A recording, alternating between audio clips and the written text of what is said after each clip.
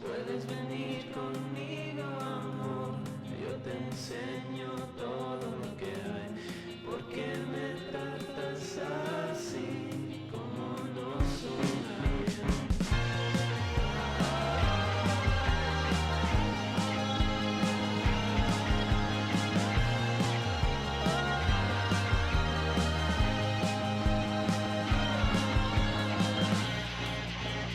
Tell me you love me. Come back to haunt me. Won't you just let me be myself? Tell me, come back to haunt me. Won't you let me be myself?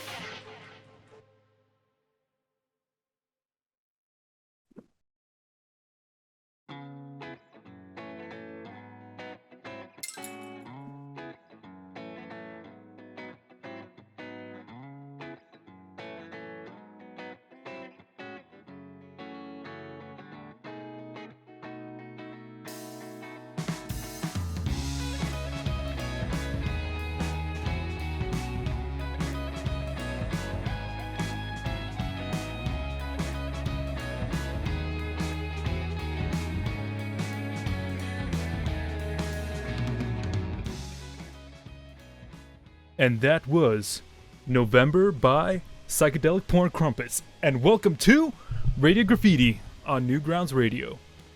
And tonight we have very special guests, Adam Mikowicz and Mike Karff of Bridge Kids fame. Welcome to the show. Thank you Hi. for having us again. Yeah. It's great to have you guys back on.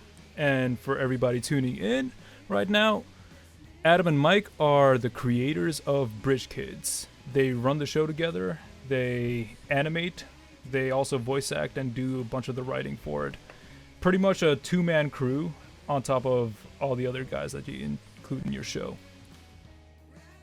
But yeah, 2-man plus everyone else. yeah, two-man Yeah. plus everyone. But else. mostly 2-man, yes. Yeah, except for sound, we don't really touch that. That's Yeah. a different two-man crew. It is a different 2-man crew, actually. Oh, who handles your sound normally? I can go to your... My friend Sean from high school and his friend Hank, they both... Sean's been doing like all the sound stuff for me since like my third year film at SVA. Oh, nice. So Sean Porio and Hank Borders on sound. I have them up on screen Correct. right now. yeah, Those are our boys. And They're full of Katya's swag. doing backgrounds too, right? that's right. Yep. Killing it on backgrounds this one. I don't know if I'm guessing you've seen the newest one. Hopefully everyone listening has. So besides Sean and Hank on sound and Katya doing the backgrounds and Kaylin helping with some animation and Will doing the voice of Isaiah and John when Mo and Skid are in episodes, and also Joey and Kristen. And besides all those people, it's typically a 2-person crew Yeah. making Bridge Kids. You guys got a tight-knit team working on it. Yeah, Yeah. So tight-knit we don't pay them. yeah. Also, Will. I forgot. Will also was doing Isaiah this last Yeah. episode. Yeah. You did awesome. Yeah, Will Isaiah. rocks. Shout out to our friend Will Sawkin. He's also someone that I graduated with. He really we from the get-go we had him in mind to voice Isaiah, and honestly it's just like I can't picture Isaiah like being anything without Will playing him. Yeah, he made him very likable, or like at least sympathetic, I guess. But Yeah. I have you changed like Isaiah's character because of Will's portrayal, or like how he does his role? I don't really think. I think that like Will kind of captured exactly what we wanted Isaiah to be. I don't even think we yeah, I don't know. I don't really like think about it that way. I think there's just a synergy, a right synergy going on. I do think he made him like slightly more likable than we had in mind. Yeah. Because the idea initially was like we wanted a character who was like more like more beta than Lars. Yeah. Like Lars gets talked over all the time and he's the quiet one. You know, and like we were like, okay, this is a character who's like so submissive that like the most quiet character like still talks over him, you know? Yeah. And like just alphas all over him. And yeah, I think Will made him a lot more likable through his like performance. Gives him a lot of like emotion and stuff. That's really good. Yeah, it makes him a little bit sympathetic. It's funny that you mentioned Lars as like the guy that gets talked over, because I feel like Lars always says his piece anyways within the show. Mm-hmm. And that's what I appreciate about the character, because just like in terms of writing, Lars is just very funny, because like he's like the kind of the voice of reason, not voice of reason, but states It's the obvious. accurate. Yeah. Yeah. He's the sort of the balancing act. Yeah, he's tricky to make do anything though with like vocal lines or animation. Like you can't make him do much, otherwise it's like super out of character. Can't make him emote. You can't like if he does something, it has to be super slow, which means you have to like usually do a bunch of in-betweens. Because anything like faster than a snail's pace like really feels weird. For Lars, yeah. Yeah. For this last episode, when did you start working on it? Like since last time? Like kind of pretty much as soon as or like a week or so after the last episode came out, right? Yeah, well we had the idea for a while, like just the concept of him having a birthday and like practically nobody showing up except for I don't remember if Fugger and Lars or just Lars was gonna go. Right. Yeah. But we had like an idea, like a very like simple seed of an idea, but we were like, how do we end it? Because that's usually the thing. We'll have a concept, and then we come up with like kind of the end point. Like we'll be like, okay, and this is the payoff, and then we kind of like figure out how we get there. But we couldn't think of like a good payoff that didn't feel like really out of left field or like cheesy. And then I forget which one of us came up with it, but we were like, what if it was like instead of like, because at the end of every episode we always have like the fucking planes and trains and cars and lots of planes. You know, like it's like just like all these little kids like play sets come out of the woodwork. Yeah. It's always like ambulances something and bombastic, tanks and yeah. It's so you're like, how about instead of like a bunch of stuff happening with like trucks, he just cries and they awkwardly leave. Yeah, they just have to like in the episode. It was and we really liked that because it like felt the most like I guess subversive. Like it's like at this point it was like tired to do the whole like cars and bombastic thing happening. Yeah. So we kind of liked that idea. I think we had come up with that like while we were finishing up episode 5. Yeah. And then we were like talking. Then we usually talk about it and see if like we're for sure doing it. So we were like, do we want to make him cry at the end? How do we want to do it? What do they do that makes him cry? Like, do we want them to be mean to him? I think that was an idea at one point. It was like. Yeah. It was like Fugger goes and like makes himself way too comfortable in his house or something. Yeah, but then the problem that would come with that would be like Fugger already kind of borderlines, you know, being unlikable. It's like right now the balancing act is making him likably unlikable, but we don't want him to actually be like a dickhead. Yeah. He's kind of self-absorbed in a way that doesn't really bother anybody else. Yeah, he's self-absorbed, and everybody knows a fucking a guy like that. Yeah, everyone knows a fugger, or at least we knew a fugger. Everyone has a little bit of fugger in them. Yeah, I think. Yeah. But yeah, it was what's funny is with the ending of this episode, like I remember like for us, it's funny seeing the amount of comments, like people who enjoy the episode, but the amount of comments of being like the ending is so sad, like this is depressing, and it's like meanwhile like like when we were like and then Isaiah just cries, we were like, isn't that funny? That's fucking funny. yeah. That like I was howling laughing at that. So I guess you know, maybe that says a little something about me. Where do you see the comments where people are like, "Oh, this is sad"? Is it more on Newgrounds or is it more on YouTube? I think it's like even. Yeah. I mean, we see more comments on Newgrounds, so I guess technically I've seen more on Newgrounds. But obviously, you know, comments from normal people like my family, you know, like when I showed to my family, they're like, "That was sad."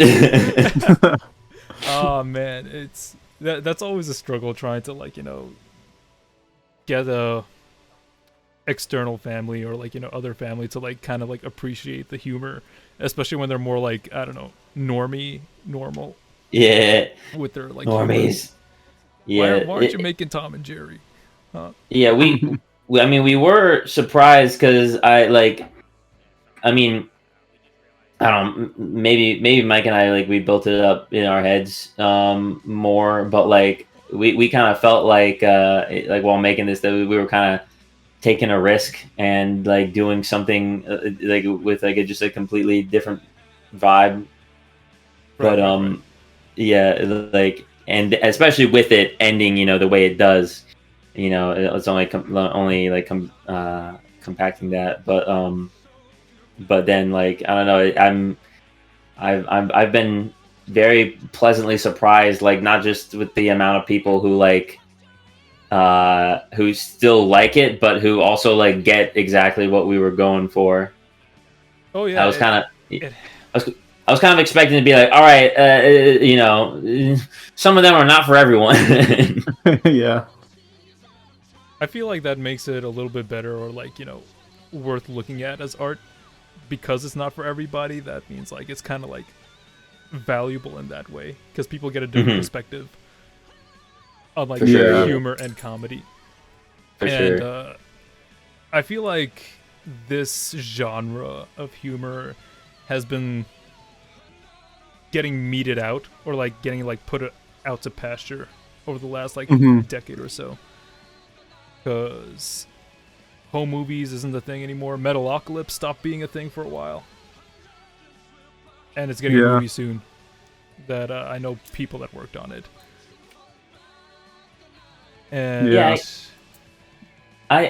guess maybe, I don't know, I felt like it, you know, the our kind of I don't know, like this kind of thing that we're going for. I felt like, at least like I see, you know, a lot of that kind of like the sphere of dialogue on like Newgrounds often.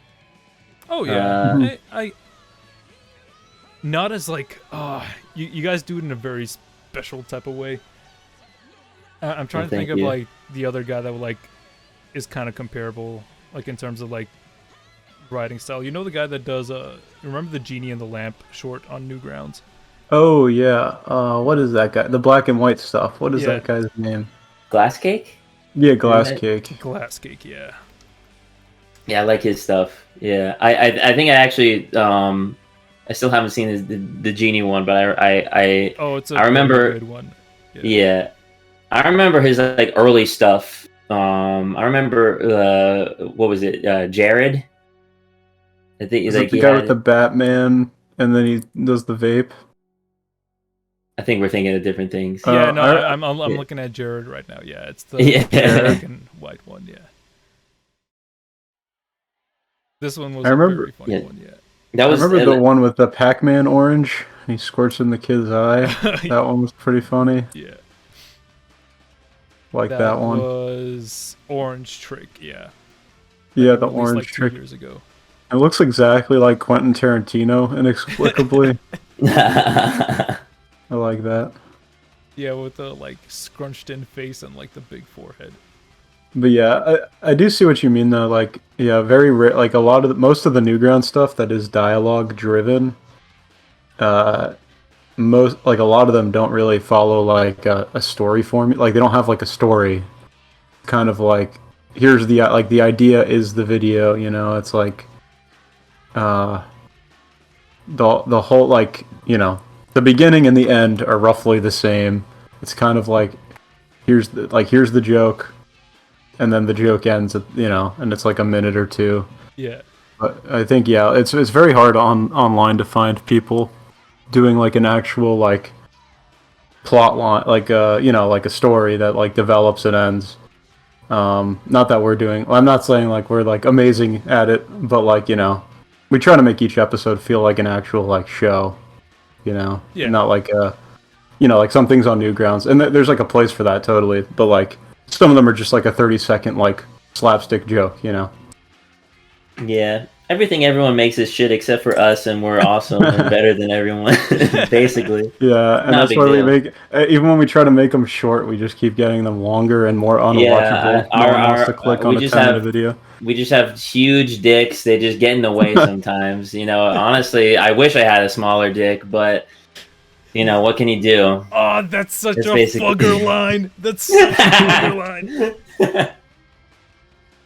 Damn, I guess I am just fugger. No, but yeah, honestly, I wish we because the first 3 episodes are like sub 5 minutes, I think. Yeah. I wish we could make those again, but it seems like every time we try to do something like under 5 minutes, it gets to 10. So yeah. I don't know. I wasn't expecting like the Isaiah. I mean, the like episode 5, like Free Strokes. That one was supposed to be like, all right, we're gonna follow. I think we talked about this last time, but like, that was supposed to like follow Killer Bars. It's like, all right, we made Killer Bars. It's so freaking long. Let's let's balance it out with just a quick, short, and sweet one that we can pump out really quickly. Ended up being 10 minutes. Yeah. This one, all right. Surely this must also, there's not really much we can do with this. 9 minutes. You've been going shorter, so Yeah, we've been shot, but the next one we make is we're gonna go the opposite direction, and it will be probably even likely we'll hit 20 minutes. We have like a pretty. Yeah, it's going to be insanely long, and no one's going to watch it. Length. Yeah. Hopefully, us saying that jinxes that, and it actually is a completely reasonable runtime. Yeah. But I don't think so. It's just so hard because, like, you want to make sure nothing gets lost in the shuffle. Like, the worst thing that could happen is someone watches it and doesn't get what's happening. So, and we hate being like overt and like very like writery and like explaining everything like outright to the audience. Yeah. So when you write these characters that are like they beat around the bush and they like say the opposite of what they mean, like Fugger never tells the truth. And so you're like, okay, we need to communicate that Fugger doesn't know who Isaiah is and doesn't know that this kid's name is Isaiah. And then we need to figure out a way to communicate that he realizes this is Isaiah when he says like thanks for coming to my birthday party, but we can't be too overt where they go like, oh, you're Isaiah, my god. Yeah, we can't do that. So we're like, and that just eats up time. Like it's like it takes like 45 seconds to communicate like one of those ideas, and then you have to and then we go back and forth like me and Adam will just be like, well, he's the one editing it, but like he'll show it to me and I'll be like, do you think the average do you think we get this point across? Do we have to add another line? Then we show it to our friend. We'll show it to our friends to make sure it communicates. But there's always going to be someone who like doesn't catch it either. But we try to minimize that. Yeah, sometimes there's nothing you can do. I think it's funnier that they don't address it at all. Yeah, they just show up to this guy's place and they don't even know. Yeah. I mean, we wanted to be like, you know, realistic, I guess, in like just like how we remember just awkward fucking like going to someone's house that we hardly know, and just. I mean, I remember technically in some ways, like I like in some ways I take or not I take from, but like Isaiah takes from me because I remember in like first grade, like only inviting one person to my birthday party, and just like I think back on that, and I'm just like, damn, that that kid must think I'm. And what also like it wasn't even like a kid I was like super close friends with or anything Yeah. too. It was just like some guy, yeah. Yeah, because that was like it was like first grade. Like no one was like super close, like friend or like you know Gotcha, no one had gotcha. known each other for very long at that point. So you take like those reflective like pieces from your life and then you apply them to like content for the show. I mean, like it makes sense because Yeah. like, you know, the setting is like, you know, kids at school. Yeah. The nebulous middle school, high school period. Yeah. Yeah, the shoes thing even. Oh yeah, the I shoes remember- thing. I was laughing at that. I made a comment on YouTube. I was just I like, saw "You it, yeah, denied Lars' feet." yeah, the shoes thing, like that happened. That was another thing that like happened. I went to a party, I guess, and I got invited, and it was at this like kid's super nice house. He was like a rich kid, and there were chicks over. And I didn't know that going in, and I was wearing like my really fucked up socks with like 18 holes in them, and so this kid's parents were like, "You can take your shoes off," and there was like, you know, I was like, no. And I just kept them on, and I was the only one with shoes on the whole time. But yeah, I thought it was like, yeah, we were like, that's a funny thing for Fugger to do, especially like then we were like, oh, we should make the house kind of gross so he doesn't want to take his shoes off, you know, like Yeah. He would have to walk around barefoot. yeah, it was a fun thing. It's always fun. Like Fugger's just like the most fun character in my opinion. Like he just grows on you, and he's like the best like vehicle for like every time you were like a little asshole as a kid, or anytime someone said, you know, like just stupid, like the yellow number 5 thing from the last one. Yeah, like that yeah. was like shit kids would give me their yellow starburst in the cafeteria when I was like in 6th grade because yellow number 5 lowers your sperm count. It's like, why? You're in 6th grade, who gives a shit? Like, No, it's really funny. Cause like I've gotten to the point where like I stopped thinking about things like that, and it's funny to like get them back into like, you know, my headspace with Bridge Kids. Yeah, it's like the setting for it. I feel like it's like we chose a very good, like I don't know, overall like setting and theme for the show, because a lot of this stuff kind of just like comes naturally when you think about like, you know, stuff you did as a kid. It's a lot easier to come up with this, you know, stuff that, you know, real world stuff than, I don't know, if they were Norman knights in medieval times. I need to go through your Patreon page again because I need to find the backgrounds. Because I almost called it out in the episode. I was like, there's no bridge in this house. I can't see no bridge, only from the doorway, but not within Isaiah's room. oh yeah, not in Isaiah's room, but yeah, you can see it. There's a wide shot of the house right before Isaiah's having his little like meltdown by himself before they show up. And there's a bridge there, and then there's one in the doorway that luckily Tom Fulp or whoever made the banner included, which was very very cool of them. Yeah, just reminding people that this is Bridge Kids. Yeah, very funny.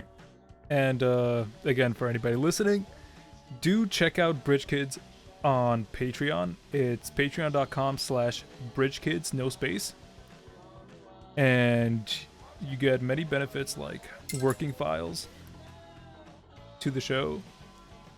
Yeah, you can feel free to tinker with our flash files. Like take out the sound, put in your own sounds, make Fugger fucking rap into Hobson or whatever. Do whatever do whatever you want. Do whatever sick twisted things you want with them.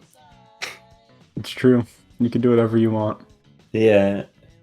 I don't think we've given up the episode 5 files yet, so you can't do anything to stroke at yet, but one day.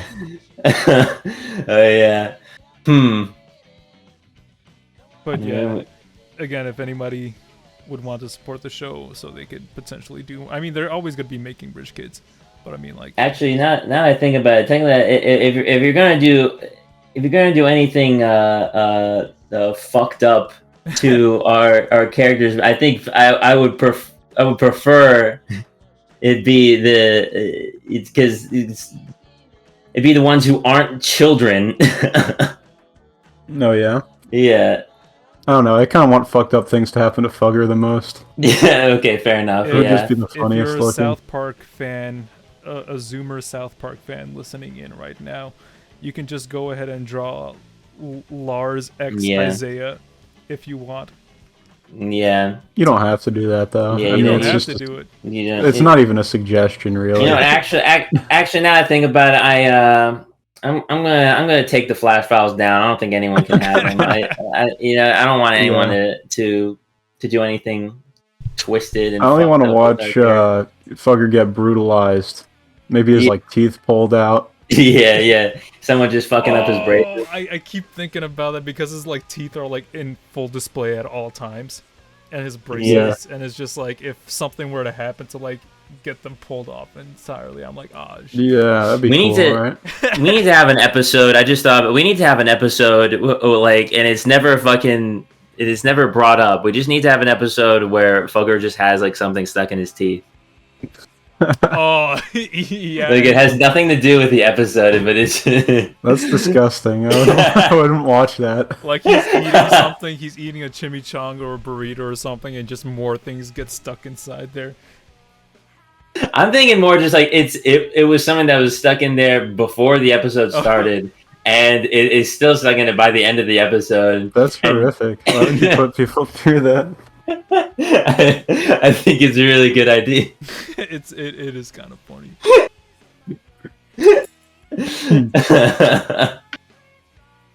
But yeah, you've been getting a lot of comments too, saying about how your show looks professional, and I feel it looks professional because people that have been professional animators are working on it.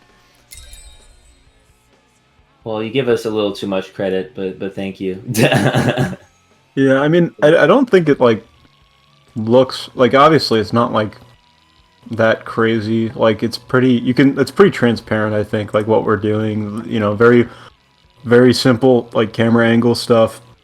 We don't draw custom backgrounds for different angles or anything, or even show our characters from more than one pose. They're always in front 3/4. But I mean, we're just kind of using the same cheats that we saw, because we worked TV stuff, and I took note of the way they were cheating things, and I was like, why the fuck, why don't people do this on internet cartoons? You can make so much stuff super fast. I mean, it's a little less fun than drawing stuff, but it's the difference of taking a year to make a cartoon in a couple months. Right. So, yeah, we started kind of applying the same. I think it was really with the 48-hour thing, which I mean, if you watch that compared to what we're doing now, it looks pretty stiff and pretty basic because we did it in 2 days. But I told because I had seen these rigs, and I was like, Adam, I'll build the rig, you do the audio, and we'll get this done. And so, like, yeah, I mean, we haven't changed their rigs since. Yeah. We probably should. 'Cause- Well, I mean, we changed Fugger because Oh, yeah. True. Because I know this Mike has traditionally in the past you've done a lot of like 2D animation, like hand drawn, instead of like you haven't really been using rigs up until lately because like you've been working more with rigs. Yeah, I still do a little traditional stuff, but like even I'm making another cartoon that should be out pretty soon, and it The business it definitely looks. Oh no, it's not. That's I don't know when the hell that'll get done. That's like that's so far on the back burner. I've barely touched it. But I'm making a cartoon about Laura and our dog. Oh, That's Laura's my girlfriend and our dog, and was that I a did it. surprise or no? She already knows. No, she knows about it. Okay. But that one will be coming out soon, and it might look traditional, but it's like very, very rigged actually. I was kind of going for I mean, I guess it's kind of pointless to talk without visual aid, but like Yeah. like a 70s kind of like a Tootsie Roll Pop commercial kind of vibe. Because like, you know, Flash is kind of perfect for that because they would reuse frames back then. They didn't have rigs obviously, but like because of, you know, symbol and frame picker with Flash, like you can just like draw all your reuse frames for like lip sync and stuff and then pick them with the frame picker. And that's kind of what I did with this one, and like made sure everything looked like it was being hand drawn every single time, even though it was like heavily reused. So like, but yeah, it's just hard to justify doing traditional stuff now because it's like, you know, you can it takes so much longer. Yeah. And people for the most part don't really care. Yeah. You know, they kind of just care if it like is animated at all. I feel like only other artists notice and care, but even then, like, I do follow like a bunch of like professional artists that like are catching on to Bridge Kids, and they're like, yeah, no, this looks really good. And I feel like it's just like, you know, as long as everything stays consistent, people are just, that's what they'll call like professional. Yeah. For sure, yeah. Has a consistent style to it. We are like very on the ball about that. Like consistency is like kind of the big one. Like Adam and I will like look for, like shot to shot, like because you know, shot to shot things need to line up and stuff, and we usually place the rigs in the like we just move the camera. We usually don't even move the rigs, but every once in a while we'll like just slightly move the rig to like make the framing look a little nicer or something. And even then, like Adam and I will be like, "Is this too far?" Like, because it's like the character's like 2 feet over to the right now, you know. But like, right. In more traditional, like even TV cartoons, like people aren't that consistent with like placement of the characters, shot to shot, and stuff like that. Yeah, no one like it's kind of surprising how. I don't know how little scrutiny there is in a lot of professional things, but at the same time, it's like that's kind of because in most like professional stuff, like there's just the animation that's done, and then just to get like the first draft of animation done, and then there's retakes. And people whose job, like, you know, whose job it is to fix the animator's mistakes. And I also think, I mean, you know, that you know can usually, in terms of like making such a huge production, like an entire like season of a TV show, like, you know, that actually does, the pipeline does actually, like, you know, make things go. You know, pretty quickly, but some things get like dropped. Yeah, they're like, yeah, we can like that's usually on the director, I think. That's true. Yeah, it's also usually when there's just like so much that needs to be made and so many people handling something. You know, that there's a lot more space for things to fall through the cracks. but but sometimes that'll lead to mistakes that literally like go through so many people's eyes, and yet still wind up in the end product. Yeah. And no one notices. Yeah, really. no one really And at the end of the day, no one notices or gives a shit. Yeah. Things have to be pretty bad for someone like casually watching to even notice, really. Yeah. It needs to be extremely obvious, and Yeah. even then, Although, people are still like kind of forgiving. Yeah, although it was funny is like on a project I worked on with another friend, like who was directing it, like he literally saw someone tweeting about like pointing out and literally circling it with like a red fucking marker, saying like why is this here, and then people like commenting to the tweet being like, yeah, just shitty animation, like punched out on like just pushed out without people caring about it. And it's like, this friend of mine is already someone who's so meticulous and so much of a perfectionist, and that's literally the last. It's literally the last thing that he needs to see. Yeah, when I saw that, when he showed me that tweet, I'm like, damn. Glad that wasn't my error. Yeah. Wasn't his either. But like, it's definitely very. Sometimes people do actually care, and in those very rare instances, it's super annoying. Well, yeah. I mean, we also default to not making characters move. Like, yeah. if a character doesn't have to move, like Adam and I are like, well, we're not, like, why would we make them move? You know, Yeah. And that's where people, like, no one will ever call out, like, if it looks fine, like, no one's going to be like, this character didn't do a hand gesture for 15 seconds. No one's going to call that out as long as it looks natural. If it's, like, composed properly, there are ways around it, yeah. Yeah.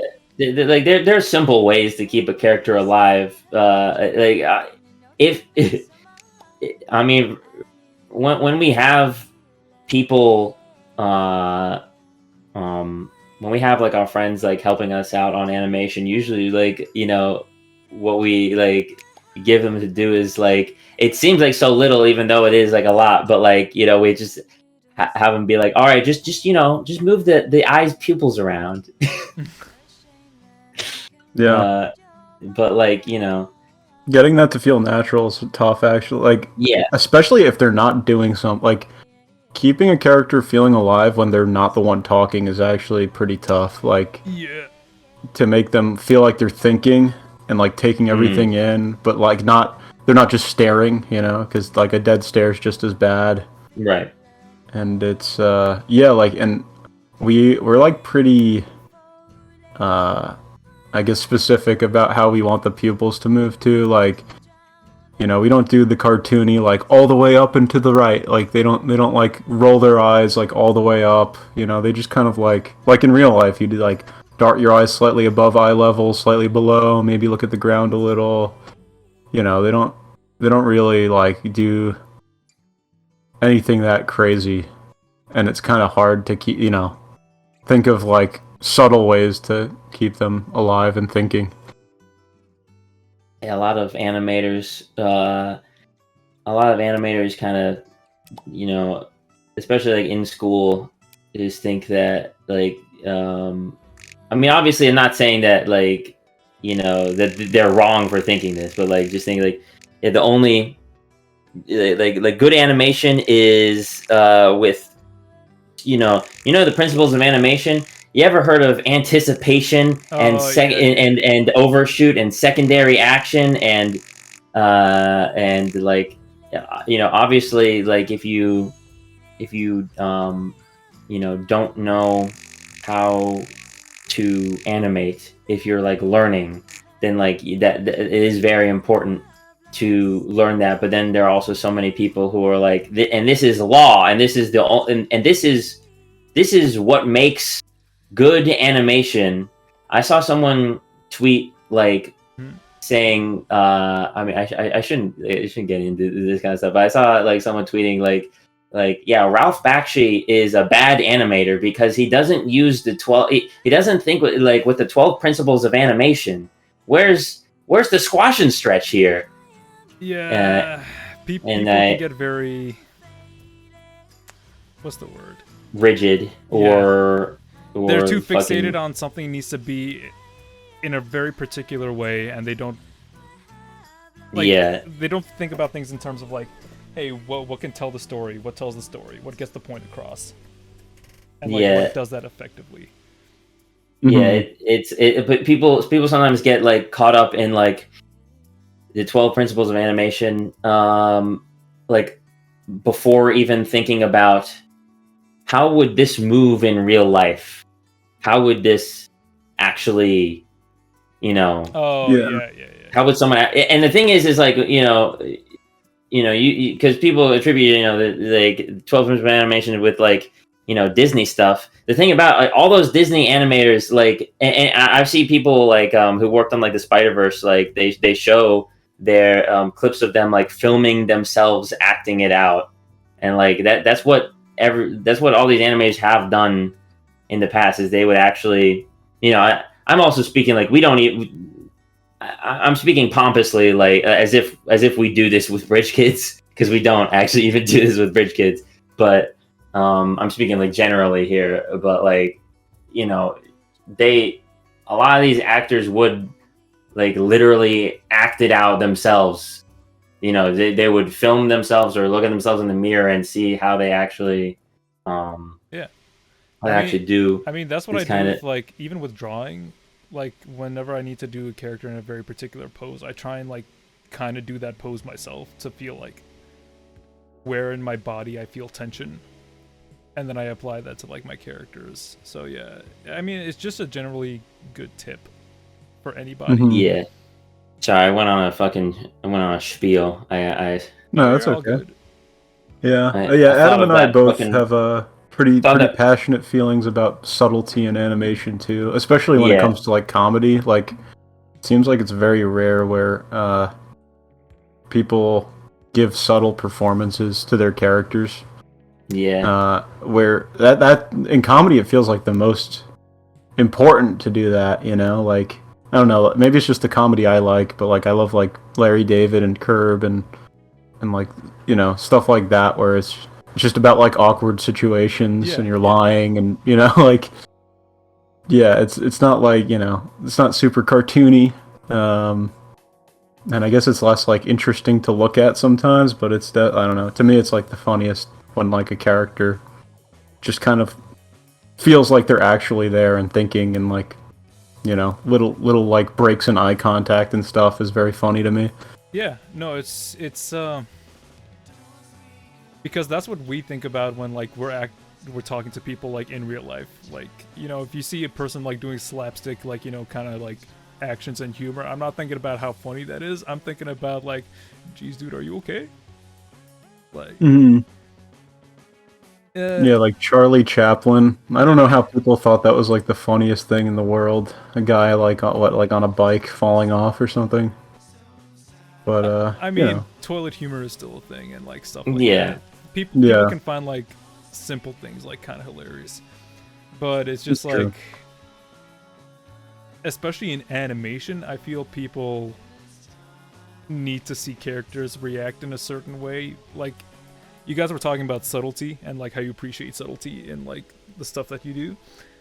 I feel like a lot of people like need to be told what to think whenever they see something. Like, they will not be able to figure out that something's funny unless like it's presented in that way and like made very obvious, which is why you see extreme expressions. Yeah, like the Rick and Morty, the mouth, what I'm talking about? I'm trying to think. The pursed lip mouth. What is it? The W mouth? Butt mouth? Oh yeah. The three, I know what you're talking about. Yeah. You'll never catch me drawing one of those. The cat mouth. The cat mouth. The cat mouth. Yeah. No, sorry, I got distracted by something for a second. What you got distracted with? Don't worry about it. I'm Mike's distracted. I'm playing Cookie Clicker at the same time as we're having this conversation. So. Oh really? How many cookies have you clicked? Currently, right now, I'm producing 14 decillion cookies per second. Nice. These are numbers I can't even conceptualize. That's more cookies than the world needs, frankly. That's This more guy's cookies stimming than right the now. universe needs. You got Tate's cookies. Tate's cookies. Those are crack. Those are so good. Wait, I need to look this up right now. What's Tate's cookies? I think they're regional because they're made in like Southampton, I think, out East Long Island. They have Tate's cookies here in the city. It's not that regional. Well, it's like I think it's regional to like Northeast at least. I'm gonna show everyone who's watching on YouTube later. Flo, it's on screen. These are Tate's cookies, everybody. I'm in a green bag. They're super thin, super crispy. No chew to them at all, which you'd think is a bad thing, but they're so good. Yeah, I was a Tate's cookies denier before I tasted one for myself. I would just look at them and see how could a stiff fucking, they're brittle. Brittle cookie like this with all this crumbs. How could this possibly be good?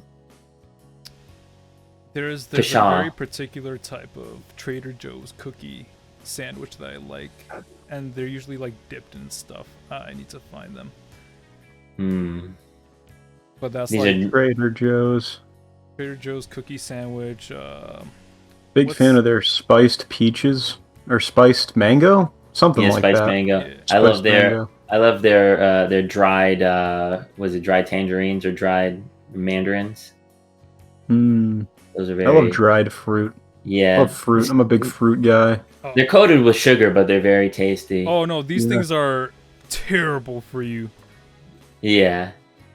When they were in season, the Trader Joe's pumpkin spice sandwich cookies, these things were crack for me. $5 for like a box of like 20. 1 billion. Yeah. 1 decillion. One Yeah, decillion. I'm getting a tummy ache just thinking about it. Yeah. I'm on a diet right now too, so I can't even be thinking about that. The cookie diet. Only cookies. Only cookie diet. That would be very funny. I mean, there's probably a guy like that. Remember about the guy that did like only pizza? Like he only eats nothing but pizza. Remember Subway Jared? Subway Jared. Look where he is now. Yeah. Never a good idea to eat one thing. It does things to your mind, man. Yeah, it does very bad things to everyone around you. Yeah. I just watched a documentary about Jared from Subway. Man, they're still making content about him. It was 3 parts. Wow, crazy. Well, what did we learn about Jared in the documentary, if you don't mind saying? If anybody doesn't know, wait, I just need to like let people know. If nobody here knows who Jared is, because like there are Zoomers that are listening, and like they would have no concept of who Jared was, or people younger than that. But Jared was a spokesperson or like mascot for Subway, and his whole deal was like he was like a plus size guy and he ate nothing but Subway because Subway is trying to do like this health food craze thing where like if you eat nothing but Subway you'll lose weight, and Jared was like the spokesperson for that. Yeah. And well, he was like huge. He was like 500 pounds or something, and he went down to like, I don't know, I think like a healthy BMI or something. Yeah. And he'd like show his giant ass pants and like, you know, hold them out in front of him and be like, I ate Subway. And I found out his order from this documentary. He used to eat a small turkey sandwich for lunch, and then a veggie lover for dinner, and that was it. That's all he'd eat. So that's how you lose weight on Subway. Well, was that a legit, like, did he legitimately eat nothing but Subway? I think so. That's crazy. Wow, okay. You know what? It really is like so funny how, because like, I mean, if that is true, who cares? Like, you could have just found an actor to lie about it, because like it's so funny that Subway was really like passionately sticking with keeping him as their spokesperson, because he was like the most like uncharismatic guy. Yeah, well, he kind of looked like the Sprint guy. Oh Remember yeah, the Sprint guy? Can you hear me now? yeah, and who went I on to feel like Horizon? Who Yeah, you- yeah, wasn't it he the was a other way around? traitor. No, wasn't he Verizon? Then he went to Sprint. Oh, you're right. You're yeah, right. yeah, yeah. You're totally right. I remember he was on the Lord of the Rings DVD. He was in like in Mordor on the mountains, and he was asking if you could hear him now. Uh, before the movie started, but yeah, I feel like he should get some money from the Jared thing because in my mind they were like the same person until this stuff. So yeah, it turns out Jared was not a good guy. He's a pedophile, and he did lots of stuff. I found out all about it in the documentary. Went to Thailand. It's crazy. Damn, you just had to throw Thailand in there. But yeah, no, but it's crazy what fame does to people. Cause like, I think he was always a beast within. well, but like you you know, know, he got He just enabled. he couldn't because of, catch like- him yet, and then he got healthy from Subway, and he could chase him down. So really, Subway is the culprit. Yeah, they made him But, too healthy. Yeah, but I was watching this documentary, and I don't know I got a problem with documentaries. They always, I mean, you can't really. I don't know. They're just very self-centered. Like they make it seem like there's like so much gravity to everything, which like yeah, like he's a bad dude. No shit. Like he sucks. He's a monster. But they'd say things like, you know, like before he was found to be guilty, he was like the most trustworthy man in America. Yeah. And it's Yeah. like, who the fuck thought this Subway guy was the Yeah. like, you know, who was like consulting him for like he was like, yeah, that's the most trustworthy guy in America. Like that, I don't know. Just it doesn't have to be like he was literally the best person in the world until this happened. Yeah, sometimes it is the case where it's like absolutely no one saw this coming. There was no I mean, you know, Well, it's maybe also- that's not it's also, exactly like- the case with Subway Jared, but like for you know, there are definitely plenty of instances where it's like exactly what people thought turned out to be the case. Yeah. Well, the woman who busted him, she knew. I guess I'm just giving you the summary of this documentary, but Yeah, feel free. he like she was just like a random like news reporter. They were like doing something in front of like middle schoolers in like a fucking like school event. Like I guess he's like you know it's like combat childhood obesity or something. Right. And like this like radio host chick was like with him like sitting in front of these kids, and he like whispered in her ear. She didn't even know him. He whispered in his ear about how he like thought these kids were so hot, and at like 10 years before she busted him, and that's why she like was record. She would like call him and record the conversations, and that's why he got caught, because she'd like egg him on to talk about like fucked up things and like incriminate himself. But it's like if he was just saying that like casually to like a random woman, Yeah. like I feel like everyone was kind of either stupid or just was like intentionally like pretending to be ignorant to it. Oh, that happens a lot. Mm-hmm. Yeah. But he's Subway Jared. You know, he's a pillar of the community, and everything against him is actually fake and AI generated. Yeah. You see, it was all a collective ruse. Yeah. AI has always been at that level. Jared's not even real. Yeah. He was just an AI. It was just an Rogue AI. Yeah. Rogue AI.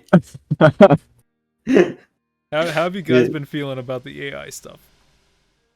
I don't really care about it. Yeah. I saw something that looked like it used AI on Newgrounds, actually. I don't think... It definitely isn't entirely AI. But I think there's some like frame interpolation or something going on. But it's called The Walking Bread or something like that. The walking. It was really cool. It was like the coolest thing I'd seen on Newgrounds in a long time.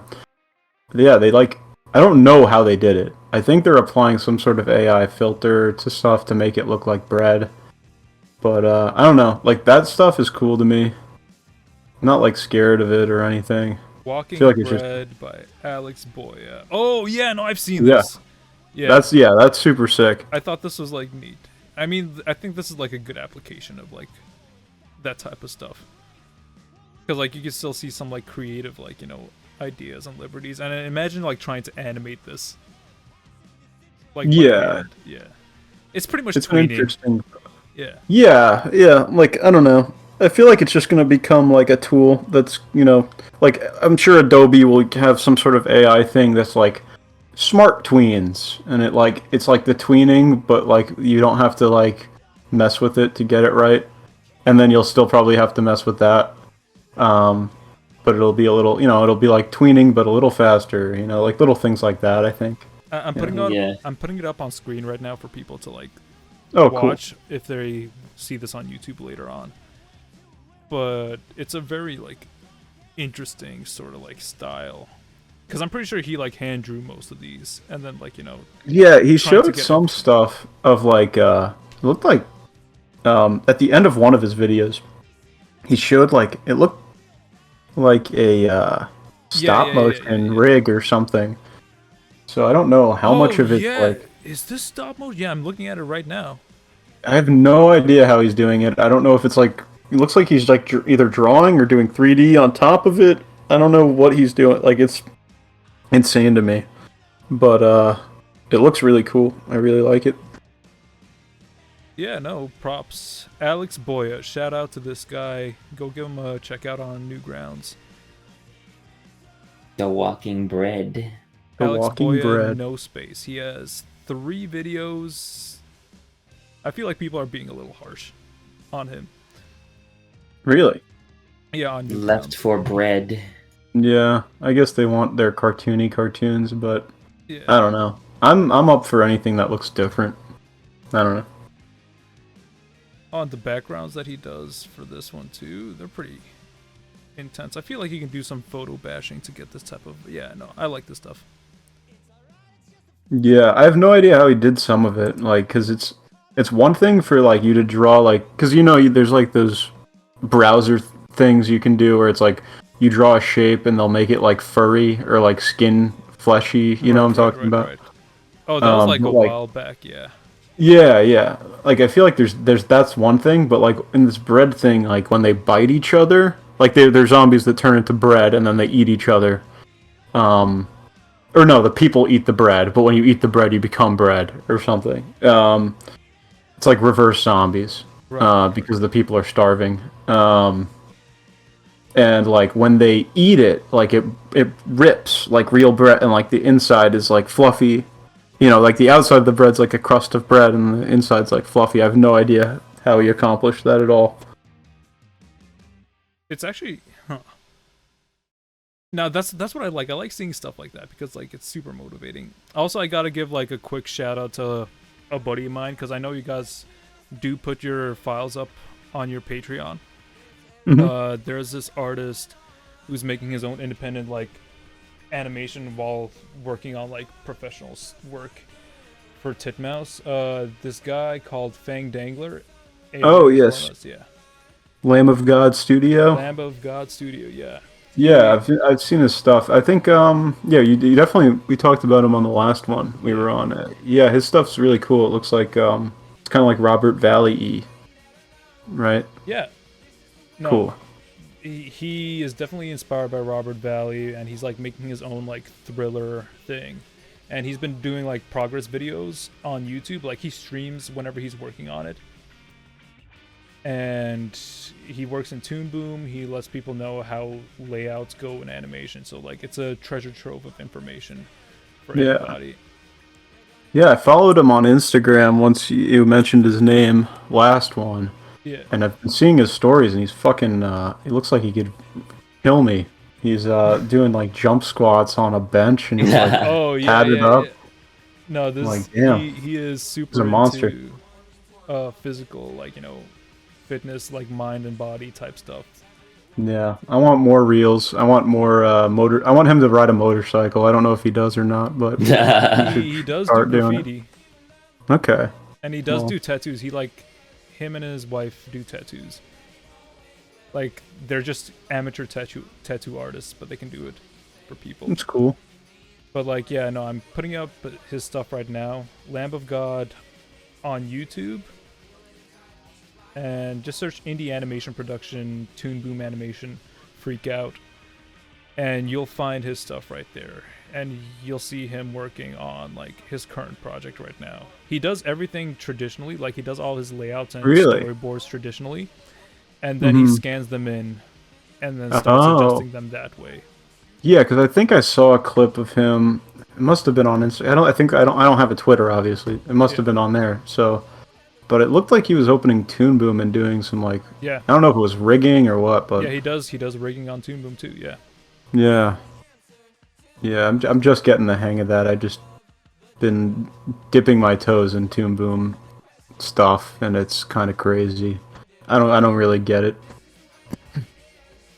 It's definitely it's a hurdle to start learning how to do things in Toon Boom, especially when you're used to another program, because Toon Boom has its particularities with how it handles its nodes and node structure. Yeah. But yeah, I as someone who uses both Flash and Toon Boom, it's like I as a Flash supremacist, I've learned. I'm glad that I finally bit the bullet and learned Toon Boom, and to a point where I can call myself proficient in Toon Boom. Then so now I have the ground to stand on in saying that Toon Boom supremacists are wrong. Yeah, I agree. Like, yeah, it's like because like Toon Boom. Yeah, it's like everyone says like, yeah, Toon Boom can do so much more than Flash, but like, yeah, the fact that it can do more means now there's way more room for it to fuck up, and it can have a lot more problems. Usually, when there's like I remember teaching Mike on how like now we're working on the same job together. Like I remember teaching him like how. We do certain things. Yeah, you're working on the same job right now. Okay, just to get context. Yeah, and I was teaching him like how I do certain things, and when he would run into a problem, he would come to me to like troubleshoot. And like usually in Flash, when there's a problem, there's most of the time only one way to fix it. But like with Toon Boom, I'm like. I'm realizing that there could be like a bunch of different ways of fixing it, and like someone might hear that and be like, yeah, there's a bunch of different ways to fix that's better. More ways, more options equals good, right? And it's like, no, because if there's like more different things that you have to be aware of on like you need to know why that fixes the problem or why the problem happened in the first place, like because then once another problem happens, you need to know like it might be related to the first solution. Whereas like if there's only one way to do everything, it's a lot simpler to know the root causes of every problem. I don't know if I'm. I feel like I can understand. Pretty much what you're saying is there's a lot more complexity within Toon Boom. Yeah. Within Flash, and there's a lot more. There's a lot more room for tangled wires, and I'm not just talking about like the node view. Yeah. It's really weird. Like things that I'm like, this would take me 2 seconds to do in Flash, like take me hours to like, and it's always like front loaded. I guess it's like the idea is you build this like perfect rig, and then it's done, and then you never open it up again. But like Flash, right? It's like, oh, I want to put something in this character's hand. You just literally just do that. You just add it to their hand, and then when you're moving things around, you just make sure you shift click all the stuff that needs to move together. Yep. And then you move it, But like Toon Boom, you have to press like B a bunch, and it's a hierarchy system, and like things that are parented cannot be unparented. Like it's not like you can select just the hand and move it independently of the thing in their hand.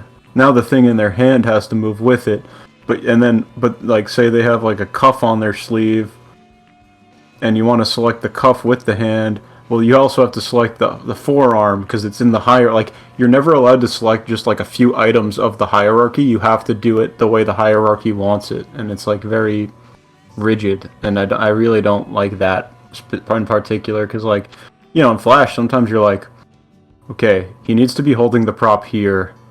I'm gonna place it there, and now I'm gonna figure out how the arm can be extended to reach that point. You know, like, or you know, sometimes you just want to move things independently and then figure out the arms later.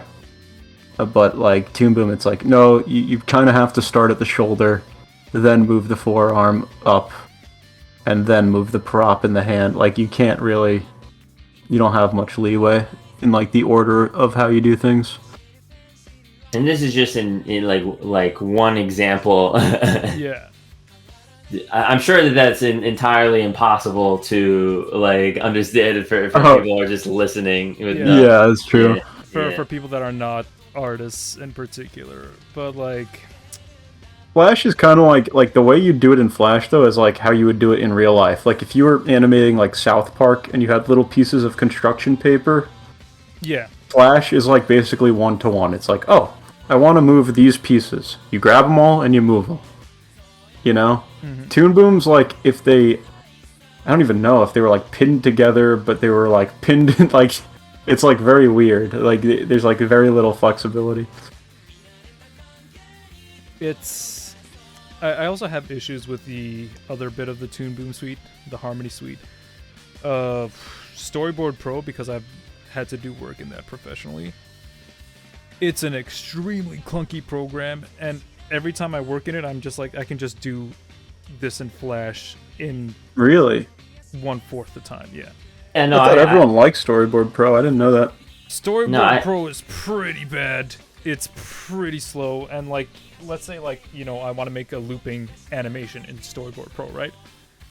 In Flash, I just make a symbol, and I just have like, you know, the loop happen within the symbol for as long as it needs to happen on screen, right? Yeah. In Storyboard Pro, you need to set like this weird parameter on the thing, and you need to like copy paste a lot of the frames to like loop them, and there's no clean way to do it, and I dislike it. It's even worse than Toon Boom. Like, I hate Storyboard Pro. I tried, like, you know, I mean, it took me a little too long to realize that I hate boarding too, but like when I was, you know, in projects I've worked on, or personal projects, like where I'm like, all right, you know, I should board this in Storyboard Pro because that's, you know, the professional tool, so I can, you'd be like, yeah, I'm proficient in this professional program. I'm just like, this is just, I would always be like, fuck this, and I'd move and board in Flash instead. Mm-hmm. Yeah, I feel like some studios are stuck in like some really old mentalities. Like animating in Photoshop, I don't like doing that. I would prefer TV Paint any day of the week over Photoshop. Yeah, I mean, TV Paint's just Photoshop but better. Yeah, exactly. Which is why I say, and like I wish, like, you know, if you wanted to get like that type of like artistic effect, just get TV Paint for your studio. Dude, I used to only draw in TV Paint, and then something happened with my license. I still have it, but like, just isn't working right now. Yeah. And then I just like made the full switch to Flash because, like, even though I like TV Paint's drawing feels like real life to me. Like, it feels like even better than Photoshop. I don't know how, I don't know why, but it just feels like 1-to-1. Right. I love it, and I think it's like super intuitive how the timeline works. But just not being able to go outside of canvas and all that, like, just the tools Flash has, like, to loop on command and frame picker and putting things in symbols and all that, like, even with all the flaws Flash has, where like you move something over to the right and everything turns black and like just the whole drawing's ruined, you know, like there's flaws Flash has, but like, yeah, and then you need to undo it and then figure out like which way you can change it so it fills properly. Yeah, I get you. Yeah, there's so much like crap, but like being able to put things into symbols and like nest those symbols and then like add a camera on top of it. Like Flash's camera is like actually surprisingly good. Oh yeah, it's yeah. The reason why they made it good is because like before they didn't have a good camera, or they didn't have a camera at all. It used to be an action script that people would like need to download, made by like users, and then they were like, oh yeah, no, this is actually good. Let's implement it in the actual program, and then became one of the best cameras on an animation software. Yeah, it rocks. Like I don't know, it just there's so much like versatility. Like and I wasn't a fan of drawing in it for a long time, but now I'm just like I have to get over it because it's just better in every other way. Yeah. But I think artists get hung up on how the drawing feels, obviously, because that's what artists do. You know, they draw. Yeah. I thought you were gonna say they bitch. They bitch. Oh no, that's what they like to do. draw. Yeah. They're very particular with the way how it feels. Yeah. And I think that's like, okay, the way how I draw within Flash is completely differently than how I draw in anything else. For sure. Just because of the way how the vectors work in it. Yeah. And I need to ink in a very particular way. Flash is like... Yeah, you have to pick up the pen. There's no, like, if you, yeah, like with a real pen, or in some other programs, like you can draw like a sharp turn without picking up the pen, but you can't make any sharp turns, like pointy edges, without picking, like, you have to let go of the Flash pen. Like, you have to lift it, and then start a new line if anything has like a point to it. Yeah. Mike's way of at least of inking for in Flash, like for Bridge Kids and stuff, like it definitely, like, because before working with Mike, I would fucking ink everything, classic Flash style, and but like the bumpy,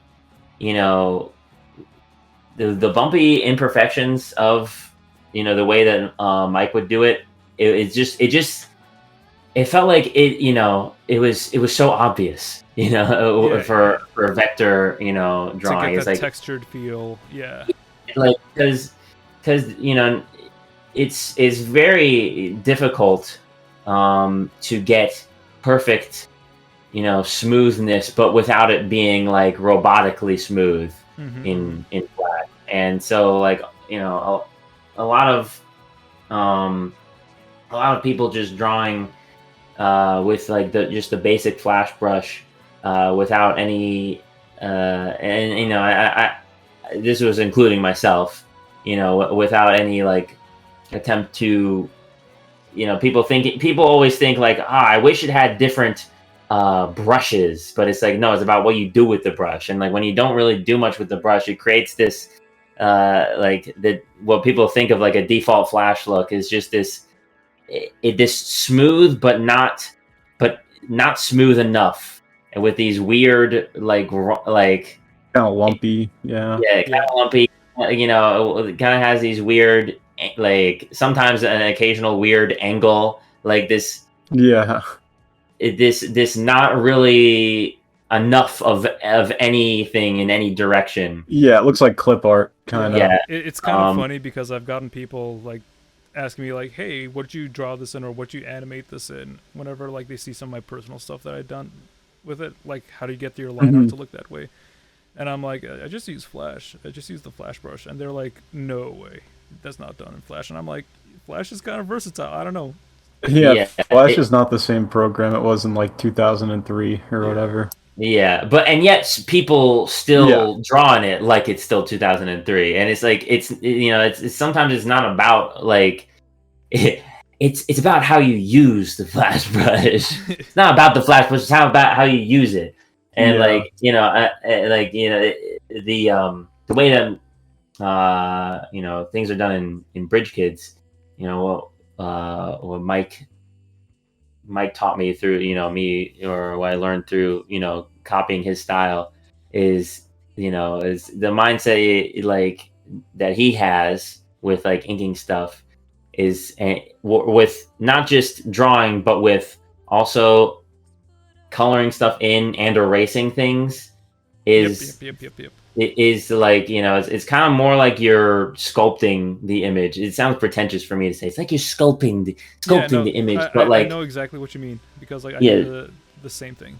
Yeah, is it like sometimes you have to chip away at the brush stroke with the like eraser, and sometimes you have to like it can't just be a perfect line, and sometimes you should erase with the color that you're that you're filling in with. If that makes sense. Yeah, no, I Yeah. get you, because you're preaching to the choir here. Like, whenever I Yeah. draw a line, and I've learned this in Flash, but I apply it to every other program that I use, is I'll keep like the rough line, and then I'll just adjust that like rough line. I almost never sketch things out anymore. I just like go straight. Yeah. Like, yeah, it's not like about like roughing and then, it like you can go with the, the first pass or whatever, but then it's just editing that pass. But granted that what we're talking about is like it's impossible to do that if what you're going for is perfectly smooth. There's a lot of different ways of doing things. I remember we talked about like we probably talked about this exact thing, but like we talked about like Homestar Runner last time, and like Homestar Runner, like back in like fucking 2000, figured out a different, a very distinctly different style of doing Flash animation than just typical Flash style with like them them using, I don't know what to call it, like this. They were doing stuff I probably They're like doing with like shapes the and shape, gradients, yeah. the shape tools and like the pen tools Yeah. and stuff like that. I don't think they ever used the brush tool no. like once. Never in Homestar Runner. No. Yeah. And like I'm just like, why? I mean, they were. I mean, technically, I guess, yeah. That's early Flash rigging. There was definitely, rigging in Flash well before Homestar Runner, but Yeah, they just worked with the rambling. limitations though, which is Yeah. always nicer. When just to go back to Bridge Kids for a little bit. Yeah. I love talking about Bridge Kids. Yeah, no, it's really good, but that's why it gets front paged every time it goes up. Shout out to Tom Folk, because like he's a big fan of this. Yeah, that's awesome. Thank you. God bless Tom. Yeah, thank you for the banner. This was very special. This made us giddy when we saw it. Yeah, we were very honored. I got to not to brag. I got to meet like Tom at the Too Many Games meetup. I'm glad I got to. I wanted to. I definitely spilled my spaghetti in front of him. And I definitely embarrassed myself. Just to let people know, what's the Too Many Games meetup like? Try and explain. This was the Newgrounds meetup at Too Many Games this past weekend. Not this weekend, but this past, the one, it was a week ago. Yeah, June 25th, I think it was. Like 23rd, 24th, 25th. Yeah. Yeah, in Too Many Games in Philly. But yeah, I like it. Yeah, go ahead. What can I say about Tom that hasn't already been said? And I mean, obviously, it's like, he deserves all the praise he gets, because he's he's helped so many more people than us, just get people to see their artwork. Like I'm just like, I'm still really like astounded by people who don't use Newgrounds to show something that they've like worked months on. Yeah. Because and people who still just fucking go right to YouTube but never even consider Newgrounds, because like if you want people to actually see what you make, it's like Newgrounds is just like has been like the perfect place for that. It's like even if if you're not even a popular artist on Newgrounds, because like Newgrounds has award whores, like people that just do nothing but like grind awards out. For sure, yeah. And But even if you're like not someone that's super popular on Newgrounds, you will always have at least a few dozen people watching your thing, no matter what, Yeah. because they're looking at like the under judgment videos Yeah. or like movies.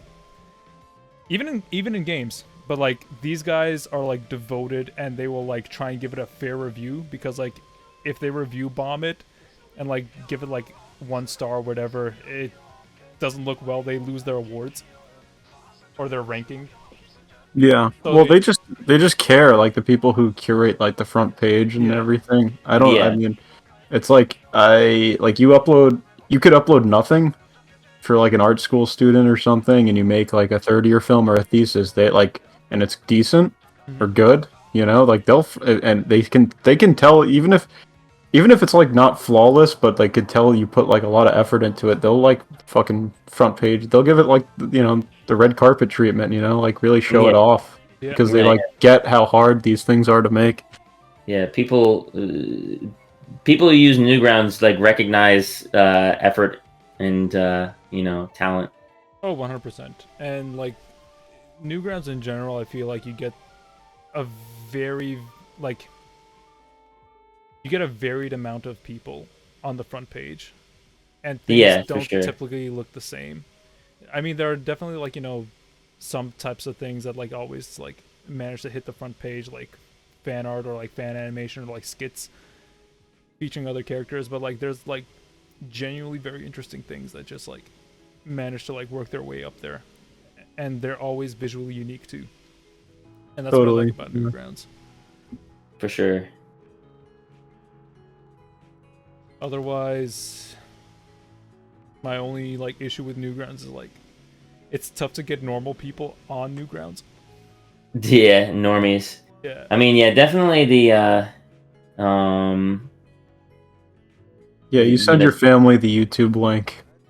Oh yeah, I want to discuss this too. Yeah, like yeah, your family, how do they feel about Bridge Kids? I was gonna say I actually send my family the Newgrounds link because they want to see it as soon as it's up. They don't want to wait for the YouTube link. But yeah, it's definitely like I don't want my family to make a Newgrounds account because of all the adult content that's on it. Yeah. But so they're but at the same time, I don't know, it's a necessary evil, I guess, for this website. But yeah, in terms of how my family likes Bridge Kids, it's like I don't know, my whole family always they want to see it, they enjoy it.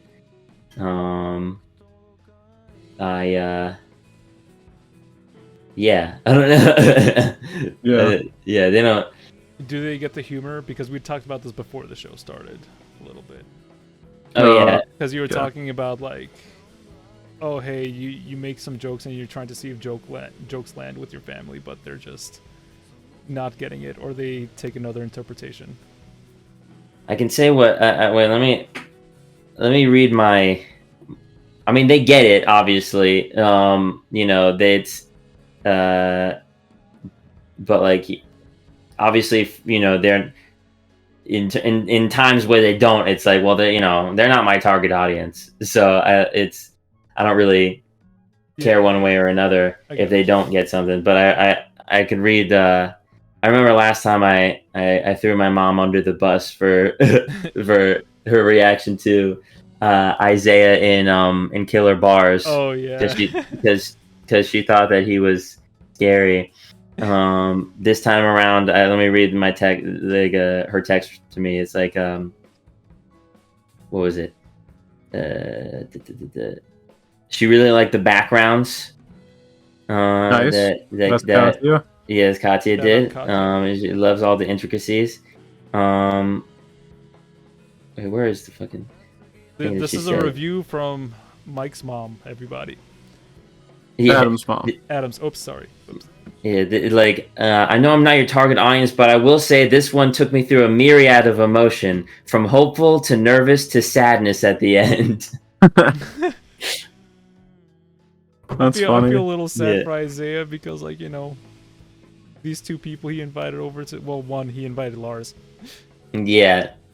and then they Yeah. just leave because they both have simultaneous orthodontist disappointment.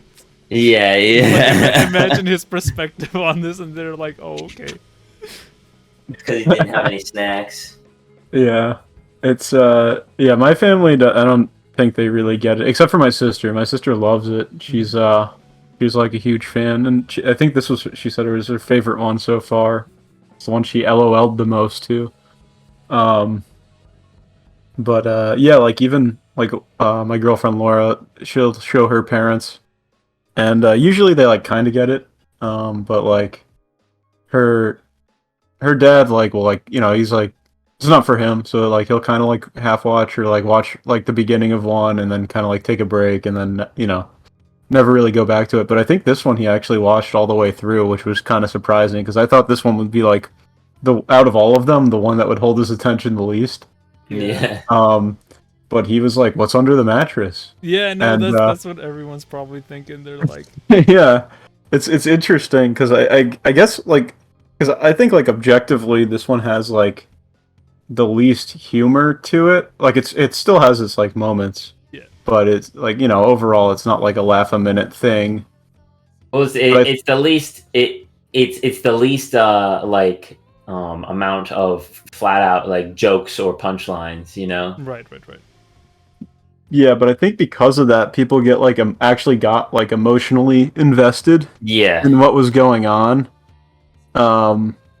Almost where it didn't really matter if it was funny at points. Like people were just kind of like wanted to know what happened. Yeah. Which I think, by the time we finished these things, like you can't even see straight. You don't even remember what's funny, what's good. Yeah. So like it was something I like towards the end of production. I was like, this might like flop hard. Like I don't know. Like I also like touched this one a lot. Like more so. Usually like we usually have more people helping us on these things. And this one we thought would be pretty straightforward, so we didn't really bring on that much help to begin with. Got you. So like normally like I'll do like a few minutes of animation, like 100% my own, and Adam will do like a few minutes, but like for the most part we're like grabbing other people's files, tweaking them, giving them back, like we kind of like oversee the whole thing and like do finishing touches. Gotcha. Usually. So but this one, just because of the way things panned out, like I wound up touching like a lot of the animation.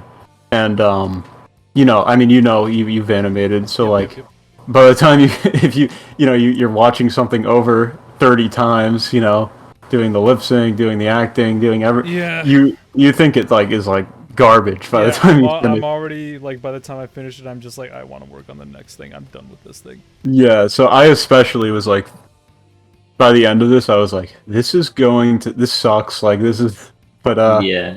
Obviously it has something to it that I think the other ones kind of lacked, which is like like you feel emotionally invested, and I think it's kind of unique. Like I don't know if there's many sympathetic portrayals of like a school shootery type character out there. So I don't know. I think it has something. I mean, like I feel like me as a viewer, like I'm rooting for Isaiah a little bit. Not that like I want to see him like destroy. Yeah, you don't want him to kill anyone, but like I want to see him like improve, get better. Yeah. But I like his like static position in the story. Yeah, that's all. I mean, that's also like the the fun thing about it is like they're all kids, so like maybe they will get better, years down the line, like when they grow up. But right now they're kids. They're middle to high schoolers, so they're shitheads, and everyone knows they're shitheads. That's teenagers. Like your mid-teen years is like fucking when you're the biggest shithead. So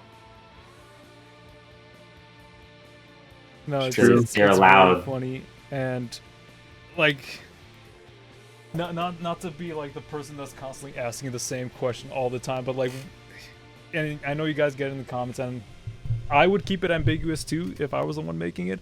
But what was under the mattress? I just gotta know. Like, what'd you guys have in mind? Like, it doesn't need to be official, but it's just well, I mean, so I know this is. If you want like a real answer, you know, it might, you know, it ruined the mystery. ruin it. It kind of, you know.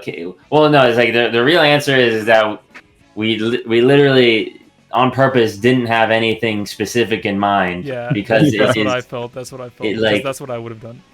Because it is like there are people assuming what's under the mattress that I didn't even think of as an idea. Yeah. Like, and I think that's the fun of it. He just never used the bathroom. It's his new toilet now. Yeah. That's a good idea too. I think that like that would be really funny. It's like leaving up to your imagination. Is like it's just Isaiah could like, be however you want him to be, because you know, it's kind of like for the same, you know, reason, like in episode 4, it's like it's pretty blatant. Like, we're not gonna mince words here. It's like Isaiah's like character archetype, like what we had in mind for him is that he's a school shooter type person. But when it gets to the point where he brings his duffel bag to the like event, we're not gonna have him actually open up this duffel bag and pull out a real gun, because as soon as you do that, it's like, no, there's no room for interpretation anymore. It's like, this is what he is. He has a gun. He was intending to kill people. Like, it's like, if you want him to be a sympathetic character, a sympathetic, if you want to actually sympathize, if you want to hate Isaiah, then he brought a gun. He actually brought a gun with him. If you want to sympathize with him, then it could be fucking like whatever. Well, maybe he did still actually bring a gun, but he's too much of a pussy to fucking actually do it. Like, you know, actually, well, I guess it's a good trait to have, being too much of a pussy to kill someone. But you know, you get what I mean. It's like, you hear that, U.S. military? Yeah, it's a good trait to be a pussy sometimes. But yeah, no, it's like, and especially the thing with having a school shooter type character is when, like, so for this time around, like we were consulting with Mike and I were consulting with our friends for what exactly like what would a school shooter's room look like, or what would their house look like, because we kind of couldn't, you know, we were just thinking of like things to clutter the rooms with. It was really the first like big interior episode where you see a lot of indoor stuff, and everyone had like radically different ideas of like what this kind of person is. Everyone had a like there was no like solid consensus one way or another. Like I don't know, there was like what was the fucking, it's like some people were like, he'd be into anime, he wouldn't be into anime. Oh my god. He'd be obsessive with like one particular thing. His house would be really neat. His house would be, you know, like I feel like your best case scenario for, like, you know, trying to like depict that type of character in his room is to do like literal research and like look into like actual like shooters and like see what. Well, that's the thing. That's, you know, but we don't know if he's an actual type of shooter. He's the type, but not. He's the type, but that's the thing with, like, you know, these types of people is like, I don't know, like Elliot Rodger was like pampered and coddled, like, and he had like his family was well off, but like some people don't like think of like, and I don't know, I forget who else. You know, we what was it? Some people felt like military freak. I remember. Yeah, it was like, oh yeah. because some other mass shooters are military freaks Former and stuff, military, and or some mass shooters are like living a fucking decrepit shithole. But it's like the thing is that a mass shooter can come from any income. Yep. And so like we're like, fuck, well, we can't, like, how do we pin this down properly? And so like our compromise for his house that we came up with is that, okay, he lives with his grandma or something. Okay. It's like, I didn't know that. this is Well, like just like concept. Like I mean, it doesn't even literally have to be his grandma, but like Gotcha. Yeah. we were kind of just like, what does a grandma's house look like? Because like we were like, because everyone was like, he'd be coddled and it'd be neat, and it's like, well, that doesn't work because like the way we wrote it, they're very uncomfortable. Like the house has to make them feel uncomfortable. exactly. So we were like, what's like kind of neat, but also kind of gross? And it's like, oh, grandma's house. Like Yeah. they have like all this like kind of nice stuff, but it's also like they can't really take care of it. So there's like crystal figures and like a fucking old ass couch, and like there's like maybe she has a cat that she can't quite take care of. Like just like Yeah. it's kind of nasty and Yeah. old, but like kind of homey Yeah. still. Put together in a way. Yeah. Yeah, and because also it's like, well, Isaiah still needs to be, coddled in some way, right? Because, that's just how his personality is. Like if he actually lived in like, I don't know. He lives with a very particular worldview and he Yeah. doesn't really explore outside of it. That's my But- take on the character. But also, like, those kinds of kids, like, they can't be that well looked after either. Like, I know, like, people are kind of the consensus that would be coddled, but, like, the things these parents always say is, like, I had no idea. So it's like, how much were they really, coddling these, like... Exactly. Yeah. Well, maybe not coddled, but like sheltered, I guess is a better Sheltered. Yeah, word. that's a good word. Because if his like living situation was really like just fucking, it was, I don't know. Yeah. Like he's not there. I don't know. It's just some people could argue that like, I don't know, living in a really fucked up home life would make you, like give him like a different kind of personality. Yeah. Because there's I don't know. There's a way that you kind of have to straddle like people, like the reality of how like this certain character would be, and also people's perception of this type of character. Yeah. Like, it's kind of tough, like, when we had... Because it was like, we don't want to make it a haunted house, like... Yeah. The school shooter's not going to live in a haunted house. And then our minds, like, kind of immediately went to shithole, but, like, a shithole house isn't... Yeah, like, that would be, like, a tough kid who would have problems, but, But, yeah, like, kind of the idea of, like, just, like...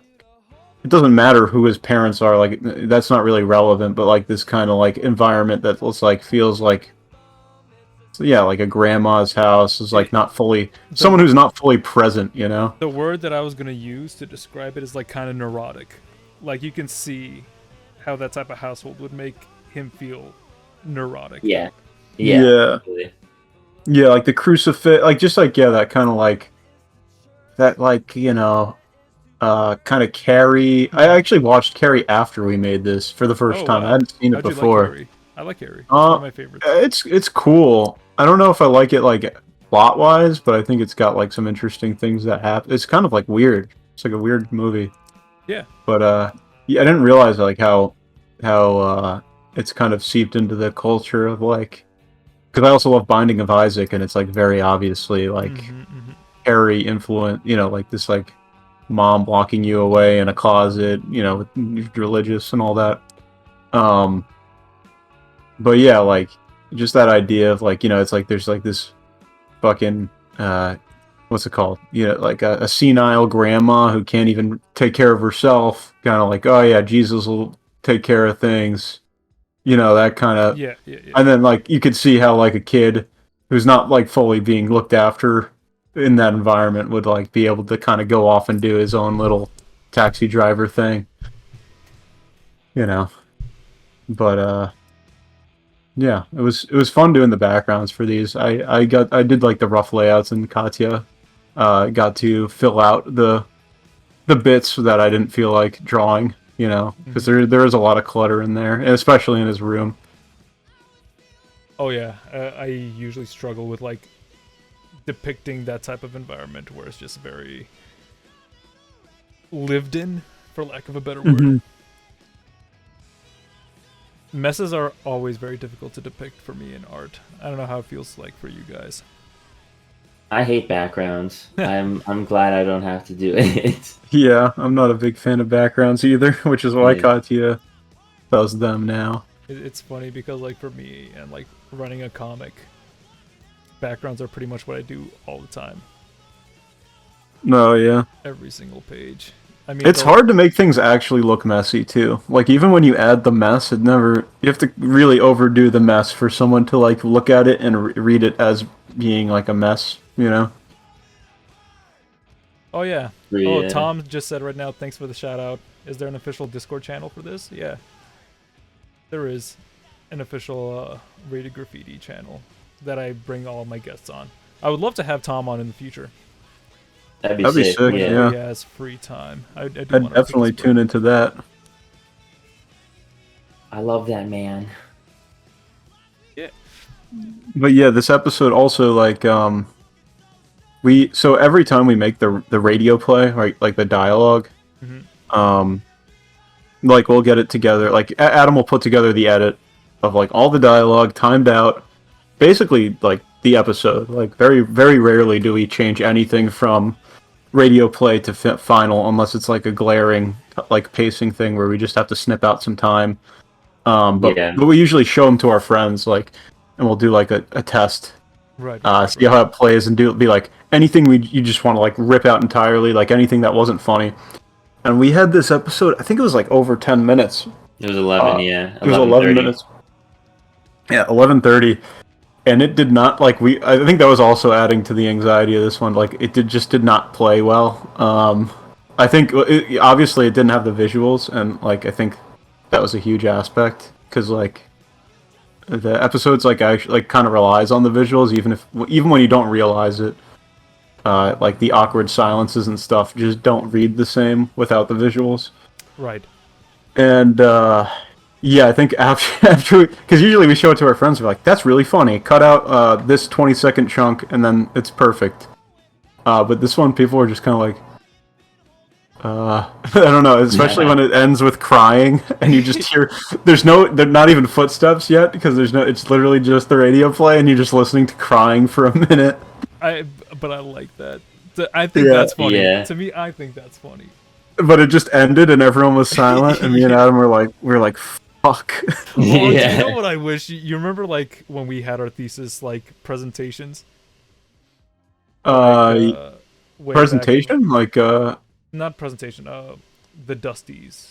Yeah, the screening. Okay, the screening, yeah. Yeah. Okay, so for anybody listening, SVA, the school that we used to go to, had this event called the Dusties, where they screened a bunch of thesis students' films for animation.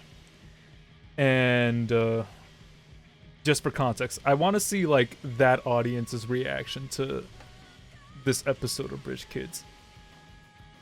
Like specifically a room full of people and their parents. Yeah, I don't know. I think it would get some laughs, especially it's kind of cheap to get laughs in that environment because you're following like 45 minutes of crap. Yeah. Like 45 minutes of nothingness. I'd say we'd have an easier time, honestly. Yeah. Yeah. Although to be fair, we did like we submitted the Halloween episode to like there was a Halloween film festival that was running its first year near like where one of our friends lives in Pennsylvania, and we're like, well, this would be great. We get to submit it to that. We get to go and then we get to go hang out with him. Go visit him and make a day of it, make a nice event of it. And so we were did, like half the audience. yeah, we were half the audience, but like the rest of the audience consisted of just like locals in the area spending their their afternoon or their like lunchtime. Yeah. They're like going to watch horror shorts, and like the laughs were like scarce, mostly because there were just so few people. But I was just like watching the whole time and like, wow, no one's laughing. This is Yeah. awesome. This fucking like, and then we won a trophy for it, which is nice. Hey, speaking of, like, I gotta ask Matt. He's this guy that used to run Animation Anarchy, formerly known as Midsummer Night's Toons. Oh yes, yeah, I know him. Yeah, I remember that. And I gotta ask him if he's gonna be doing like more of these events. I know he's in grad school right now, so It's Matt Lee, right? Matt Lee, Am I not yes. Yeah. Matt Lee, you can find him on Instagram. And I need to ask him about Animation Anarchy again, because I would love to see Bridge Kids like in that type of crowd and environment. That would be Yeah. sick, yeah. I would My like to see thesis that as got well. shown in one of those Yeah, a long time ago. I Yeah. remember that back in like 2019. Yeah, that was Yeah. specifically in Animation Anarchy. That's what it was. Oh yeah, they changed. Is it Animation Anarchy still, or did they change the name again? No, it's still Animation Anarchy. Okay, it's a better name. Midsummer Night Toon was a weak name. I don't know. I dig it. I dig Midsummer Night's Toon, but I do like Animation Anarchy too. I like the alliteration there. Yeah. I do like prefer. What I is prefer this, calling Midsummer it Night's Toon. Dream? What is this, Shakespeare? Yeah. What is it gonna put Yeah. me to sleep? I prefer Toon over animation. Like I feel like animation's kind of like It's too a formal. bit long. Yeah. Yeah. Cartoon Chaos instead of Animation Cartoon Anarchy. Chaos would be, we could start it right now. We could do that ourselves. Yeah. Just get the funding, get like a venue, and rent it out. Get a band. Totally. Get yeah. Will and Josh and everyone there. Will and the Boys. Yeah. Get them performing. Yeah. The Four Seasons. Seasons. Soft I- Rush is the name of the band. Will did an epic fan art actually of the Of Bridge aside Kids. from also Yeah. voicing the character, but Yeah. yeah, he recently posted it. Actually, I'm pretty gonna pull cool. it up right now because it was front paged a little while back. Just for Yeah, it might everybody still be watching on the YouTube. front. Is it still on the front there or no? Let's see. No, Yeah, no, front it got- page. Oh, it's a little. Hey, Yeah, yeah. it's last on the front top row, I think. Unless I didn't refresh my Newgrounds in a while. Yeah, it's Oh yeah, That's there it up is. Yeah, I found it. It's in the first 16. Nice. Love that. Here's pretty Will's cool. fan art. Got the radio head. He's got the 9-inch nails. The titty light. Yeah, he's got the ceiling tit. Very cool. Now this is a very fun one. I don't mean to pry, but did you say like earlier there were questions? yeah. Okay. Yeah. Let's Yeah, so get I'm to the not trying to questions. tell you how to. I'm not trying to tell you how to run your show, but I just I got you. Yeah. No, I do definitely gotta get to them as soon as I can. But yeah, no, we have can lightning round them. a few questions. So, first one is by Gerg at Shamusu on twitter.com asks, the dialogue has a very loose feel to it. How much of this show is improvised? What software do you use to make episodes? And do you have a personal favorite character? Thank you. Okay, so let's start with the first one. The dialogue. How do you guys handle dialogue? So, Mike and I like. So we come with like when we say like we write the episodes, it's very like loose in like writing. Like we don't write out like a full script. Mhm. And we like when we record, so like what we'd write out is like bullet points, and mostly just for like the what the characters are like talking about. And so then what we record with each other is then for the most part improvised, like, you know, with the intention to like you know, get different kinds of riffs in, you know. Yeah.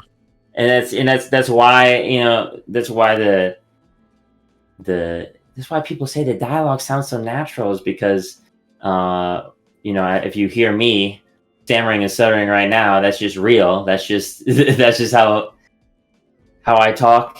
Fugger is just me, and you know, having to think on the spot of what to say is how people actually talk.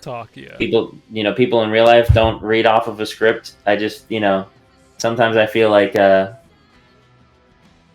it also that way, like I think makes people who aren't used to voice acting, or might be like less comfortable voice acting, like kind of get into a groove when it's like no, when it's like, yeah, you stuttering or like you like messing up is like, yeah, good, that's what we want. Just like, don't be afraid.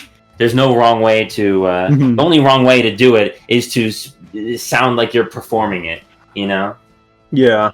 Like I think Isaiah's lines, like towards the, like with honestly, we kind of play to each person's strengths. Like John, when he does Mo, like no script ever. Yeah, no, like John is John Sharon, for anybody. Yeah, he rocks. Like, he's completely unchained. He cannot be caged. It would not work to give him a script. Yeah, well, like, I mean, we'll even work around, like, because his lines are usually funnier than anything. We'll change the script to fit whatever John says. But, like, we'll, like, do a mix. Like, we'll do a 50-50. Like, sometimes, especially if Isaiah's, like, going on a tear about someone, or something, like, he's talking about his manifesto or the teacher or whatever, like, we'll actually type. Like, we'll be in the call, like, trying to record it, and, like, one of us will, like, just start typing stuff for Will to read, and then he'll kind of read it and then throw in some of his own stuff, and like, but then you still get those natural ones where it's like, I think Isaiah's like talking about going to the store to get snacks, and he like fucks up. He's like, we could, both of us could, like, you know, he's like saying the wrong thing, or like, you know, and that's like more off the cuff, and that stuff's always good too.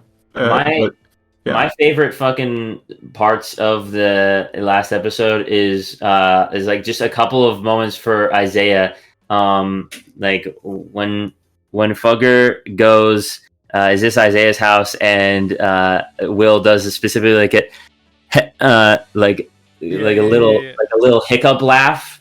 I think that still gets me. I just think that like it says like so much of like him not knowing if he's telling a joke or not, him expressing confusion, him still trying to be like, yeah, this is it. And then like at the end when he's like when he's rummaging through, like, you know, the stuff in the kitchen, and he just walks by and he's like, fuck.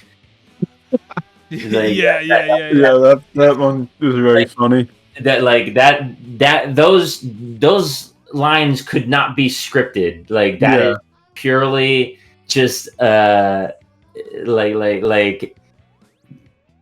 it is just a pure natural thing. That little fuck is such a purely like natural like mental breakdown, like trying to keep it together action that, like, you know, that no one would be able to really get if I type out Isaiah is panicking and trying to keep it together. Fuck! Exclamation point. Right. You know, it's you know, admittedly, like, you know, yeah, sometimes we, you know, while in the moment we do like really like we are very like particular on like, we want you to say it like this. I want to say it like this, and we do direct heavily, but we never like we almost never have like a full on script to read off of. Mm-hmm. Yeah, everyone kind of adds their own interpretation of like what the characters should be. Yeah. But And that honestly just gets the delivery. I like honestly, you'd be surprised how much is just like Adam splicing things together. Like practically, very little of it is not like untouched by Adam. Like Adam will take like the right takes and splice them together. So even though everything is like said very casually or like said in an improvised way most of the time, it's like just the best of like that Adam kind of compiles. So like practically nothing you're hearing was actually said in one go. Yeah. I do like splice in and out like things from different takes for sure. That's usually how it goes. Yeah, so no real script. Everyone just throws whatever in. Do you guys give direction to people? Yeah. I mean, like I said, like John is harder to be, caged, and ordered around.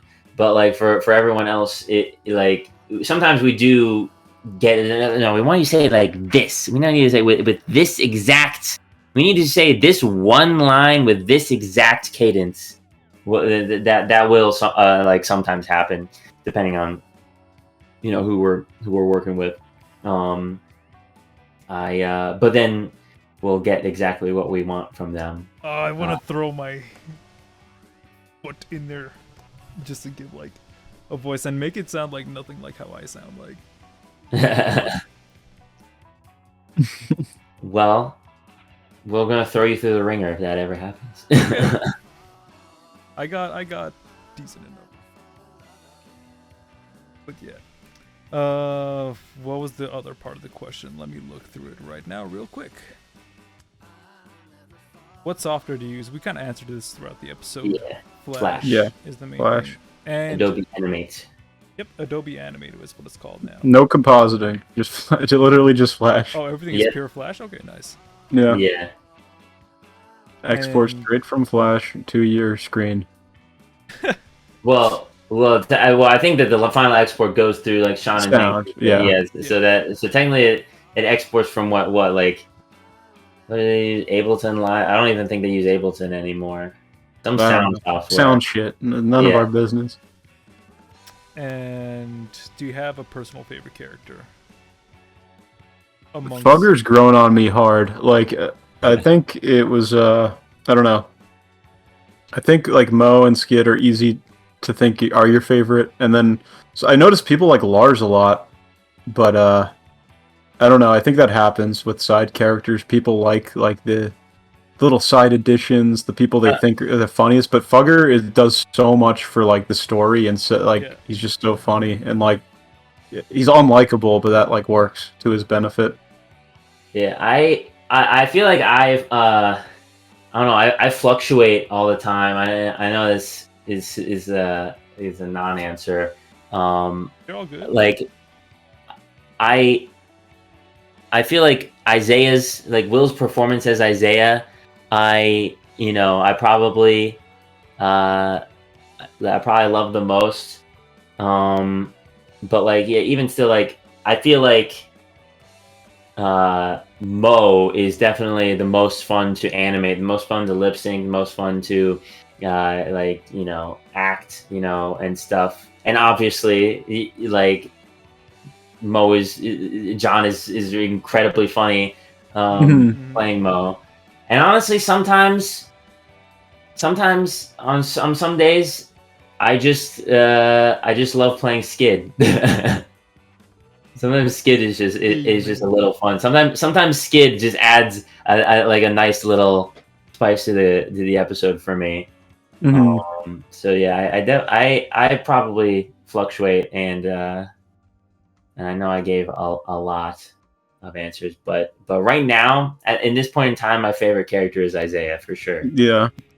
Well, you guys have been working with Isaiah often enough. Yeah. Me, my personal favorite is okay. I got two that I like a lot. I like Fugger because he moves the plot forward every time. He nothing would happen without Fugger. But I really like Mo. Mo's like one of my favorite characters because I grew up with kids like Mo. Mm-hmm. Is the thing. Yeah. And it's just it's so accurate for that type of character, like for that type of person. And I'm like, John knocked it out of the park with the voices there.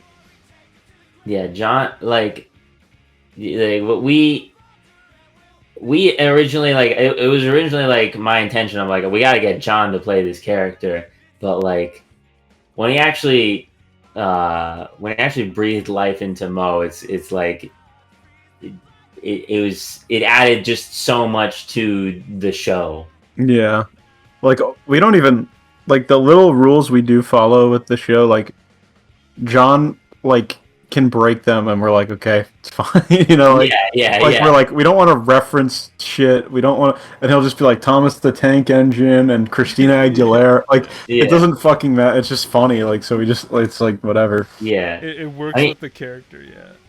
Yeah, I mean, he references things. I feel like there's a good way to. There's like eras of things to reference properly, and there's like it's definitely really annoying when you make a reference to pop culture like currently.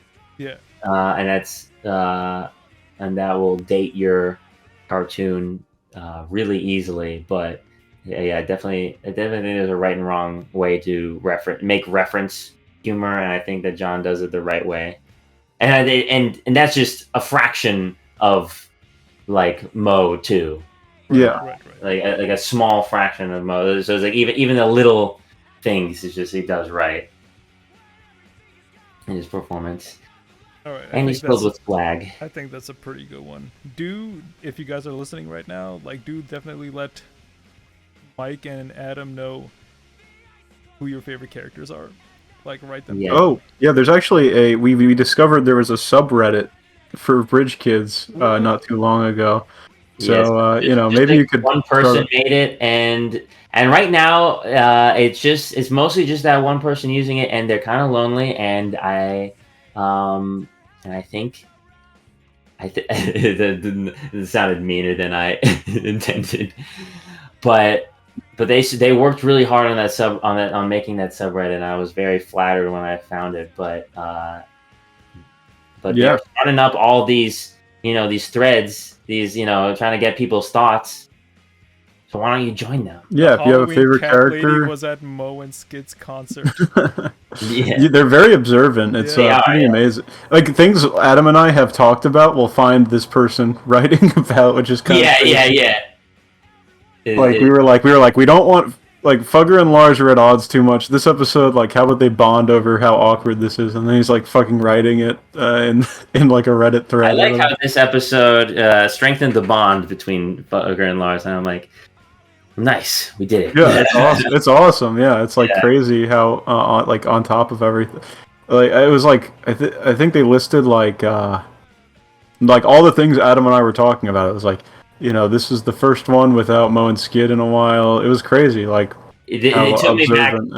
It took me back to the days of browsing the Homestar Runner wiki as a kid. Yeah. It's awesome. It was very cool. Like people give a shit this much, like And you should, if you have anything to say about your favorite characters, you should fucking join that and garner that community. They made the Reddit alien have Fugger clothes and hair. It's pretty awesome. There is also, just to shill a little bit, an official Bridge Kids Discord if you join the Patreon for Bridge Kids. Yes. So if you guys want to talk to members only directly, yeah, you get all the leaks. You find out all the stuff early. And we throw a draw stream every month. And it's just open Discord call. Yeah, it's an open Discord call. So if you're enjoying what I'm doing right now with Mike and Adam, you can pay for it. Yes. Yeah. And you can ask for any drawing, and I'll probably do it with varying quality. But yeah, so definitely check out Mike and Adam, Bridge Kids Patreon. I'm putting it up on screen for anybody on YouTube. I'm a subscriber myself. I'm a patron myself. I only pay $5 because I'm. If you want to meet Gens, I am in that Discord. Yeah. Server. It's true. So yeah, feel free. Yeah, we put all the fan art there that we find. been a lot of really cool drawings we found people doing. Yeah. There's also Hannah from Satina. Shaggy and Hannah. Shaggy's the producer. So I'm gonna discuss this with you guys right now. I'm meeting them next week on Sunday, if you guys want to like hang out. Yeah, awesome. I think I'm gonna meet up with Shaggy at some point this week as well. Oh, sweet! Because I know they have like a what's the word? A festival that they're going to in NYC. But yeah. Mm-hmm. Yeah, it should be fun. It'll be cool. I'm going for the last question soon, but yeah, continue. Oh, okay. Yeah, I was just gonna say they've been really awesome, and like super supportive. And Hannah herself drew like really cool fan art that Adam and I both were very excited about when we saw it. It was very cool. Yeah. No, you guys are like all my buds. It's kind of funny. I never expected like those two different parts of my lives to cross streams like that, but it just wound up happening, and that's pretty nice. Yeah, it was crazy. Like, I don't know. Like, it's very, very nice, and it's very cool to find nice people who are supportive. Like, I don't know. Yeah. It's just without having to, like, I don't know, beg. Well, I guess we did beg a little, but, you know, it's just cool that, you know, we just put the Patreon out there and people have been so nice and supportive. And the final questions, well, series of questions. Zeolox at Zioluax asks, would Isaiah be a fan of Stroke? Would he? He's too afraid. Yeah. He knows what they put in it. Oh, okay. So he's afraid. No, he's afraid of what it would make him become. So what does Isaiah normally drink on a day-to-day? Like if you get into the character's head. That's interesting. Yeah. He does not intake any sugar or caffeine. He doesn't drink anything. Oh, pure water. Yeah, I like that. No fluoride. He drinks water. What is it in Taxi Driver? It's like the fucking Alka-Seltzers and water. He just dunks those in. Oh, that's... He's got constant stomach pains, so he drinks Alka-Seltzer. I don't even remember that part. Yeah. That's funny. Is it just a single bridge that surrounds the kids, or multiple bridges? Well, I mean, if technically, I guess if a road on the bridge diverges, that makes another bridge, right? Like, I don't know. When there's an exit ramp or whatever. Yeah, I guess that's all one. It's a bridge until it touches the ground, right? Yeah. But if the road, because we definitely have no, like episode 5 has 2 bridges in the. Oh, true. So there's unless it loops on itself. Oh, yeah, that would be kind of funny. Yeah. Where it's just like this one bridge that just keeps extending and going everywhere. I think in like we wrote somewhere in like a pitch Bible that it was one giant bridge, but I don't know. We kind of did we even say that, or were we just like trying to speak with like the bridge is long and the bridge is wide? Yeah, I don't even remember. Like just trying to speak in like flowery language that would make an executive be like, "Ooh, interesting. Okay, let me write that down." I gotta ask you guys about the pitch journey next time we hang out, and like totally, yeah. Because I feel like that's a thing for people to like listen on and like get some introspection. The summary, the TLDR, another thing. Boring, waste of time. Just make stuff instead. Well, yeah. I mean, I think there's people who like doing like building out a pitch, but like we just like making the cartoons, and it was kind of just like annoying and not fun. Yeah, if you like making ideas for things, then maybe pitching is the perfect thing for you. But if you like actually making shit, then that I agree wholeheartedly. I would rather make my stuff than try and beg people to like pick it up. Yeah. Well, they don't. Yeah, they kind of want like a person who can pump out a bunch of different pitches more than like the big thing we'd hear was like, and like if you have other ideas, that's even better. Like yeah. They just want people who can pump out pitches because I mean then you can get like one person who has 10 pitches, like that's better than one. But we were I don't know how I feel. We were pretty tied to this, so Yeah. like we weren't in the business of like making a bunch of different pitches, so we just kind of gave up. It was like No, I feel but that. it made us think about this show, it was fun. And the final question is an interesting one. Are there webcomics you guys keep up with? Webcomics. That's an interesting one. I don't think I really keep up with. Yeah, I'm pretty illiterate. Webcomic. I don't even like. I have like a huge problem with manga and comics. I just like when I see a page, I start looking at all of it instead of like focusing. Like you're supposed to read like, with manga or whatever. Yeah, it's panel to panel, right to left or left to right or whatever. I just I just see the page as like one thing, and I just start wandering around. And then I'm like, well, fuck, I have to read it in order, but I already looked at all this.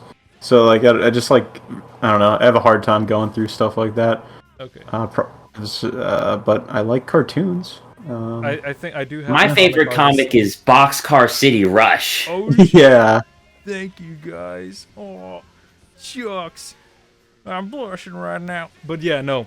What I wanted to say for you, Mike, is there is a comic artist that I love a lot, and I feel like you would appreciate his stuff because he thinks with the whole page in mind instead of just panel by panel. Interesting. And his name is Corey Lewis. I gotta give a shout out to Corey. I need to interview Corey him. Lewis. He got married recently. Good for him. Yeah. I'm proud of him. Corey, Ray Station is I think his on Twitter. Oh man. It's gonna be tough to find because I don't know these people like by their ads. I only know them by like who they are. But Corey Lewis, I'm putting it up on screen right now. I'll link you guys right now. He is my favorite comic artist. He's the guy that inspired me to get into making comics, and I feel like he would appreciate you would appreciate specifically his style of how he handles pages because like it's not interesting. It's not very, what's the word? Divided. There's no correct way to read it. And, like, he's not that serious about, like, how you should be, like, partaking in the story or, like, how you should be reading different things. It's like, all of it is just, like, visual candy. And that's what I like about his stuff. But, yeah. He's not a webcomic guy, but he does make comics, and I like his stuff a lot. Otherwise, in terms of my favorite webcomic, just to answer the question, I have Ozzy the Vampire. It's been something... I've interviewed the guy who made Ozzy the Vampire, actually, a few months back. Eric Lied. And it's been my favorite ongoing webcomic. Eric has been making a lot of comics lately, like officially, for IDW as a publisher, but he still is trying to keep on top of his webcomic for Ozzy. He's also made Station Square in the past, too. Lots of like very fun like references to like both internet culture, music, and video games, and that's the type of like stuff that he likes to do. Supernatural story about an art school student who became a vampire, and all the. I know plenty of those types of people. Yeah, but it's a really good one. He was also inspired by his like time at SVA when he went to SVA like back in the early 2000s. Yeah. Nice. I'll let him know nothing has changed. Yeah, I let him know too. Yeah, based on his inspiration. Yep. But yeah, that's pretty much it. That's all the questions we had for today. Let me just do another double check to see like if there was not another one thrown there. Nope, we got everything. Nice. Yeah. Swag. Well, now But we've answered all the questions. That's awesome. yeah, and if you guys ever want to come back on the show, feel free to hit me up and let me know. Yes, please. Yeah, maybe once episode 7's out, whenever that might be. We're probably gonna start up on it soon. I mean, we've had it written for a long time, so We just gotta start making it now. Yeah, it's gonna be everyone listening, however many you are. It's gonna be a long one. So bring a snack. Get a snack ready for 4 months from now. Yeah. You just save that same snack, buy it right Yeah. now, and eat it then Yeah. and there. I can only imagine how poorly a 20-minute video will do. Yeah. Oh my god. Yeah. You never know. I think YouTube would love it. Maybe. The thing with me is like if I saw a 10-minute video that I'm not familiar with and I had to click on, I'd be like, fucking, I'm not clicking on that shit. Are you kidding me? Yeah. I mean, yeah, Killer Bars is still our it's still our least viewed one. On Newgrounds, yeah. Yeah. Well, but I mean, I would even factor in like total views of Newgrounds and YouTube.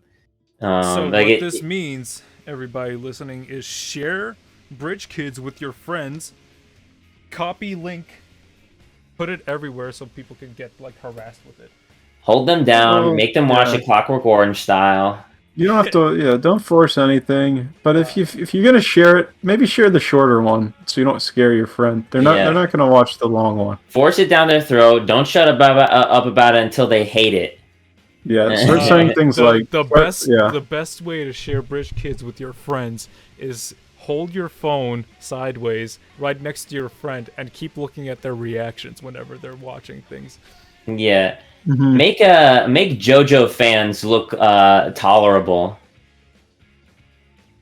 You want to make what's something else that everybody what's another thing with a fucking a great fan base full of dedicated nice people that everyone likes. Make Bridge Kids the most Bridge Kids fans. Yeah. Be violent. Be Bridge Kids fans should be like fucking soccer fans. And and just start fucking riots. Whenever an episode comes out, you know. Yeah. Oh no, Isaiah is sad again. Time to cause a riot. In the yeah, it's time to set a car on fire. No, but yeah.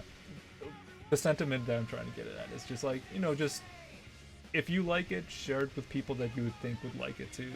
Bridge Kids is very funny. Everyone that I've shared it with loved it. And everyone sings its praises all the time. So yeah. And that's the best way we can get this to spread around. Is like, right now word of mouth. For sure, yeah. Later, hopefully not. I was just fooling around. I appreciate everybody I know who supports JoJo. Who likes JoJo? No. No, actually, keep it to yourselves and don't spread it, because then we it's kind of cool. Underground. It's cool and underground right now, so keep it a secret. Yeah, definitely gatekeep us. Yeah, gatekeep us as hard as possible. Be like, say like, oh, that was like a fugger moment, and then when they ask for details, be like, oh, you wouldn't get it. Yeah. Yeah. You like kind of brush it off. The new way to say fucker. Oh my. I don't use that kind of language. Yeah. But yeah. Support Adam and Mike on Patreon. Remember, join their Discord, tell them how much you love Bridge Kids directly. And otherwise, I love compliments. This has been Radio Graffiti. Thank you guys for joining. Thank you for listening. And to everybody on YouTube, enjoy. Adios, amigos. Bye. See ya.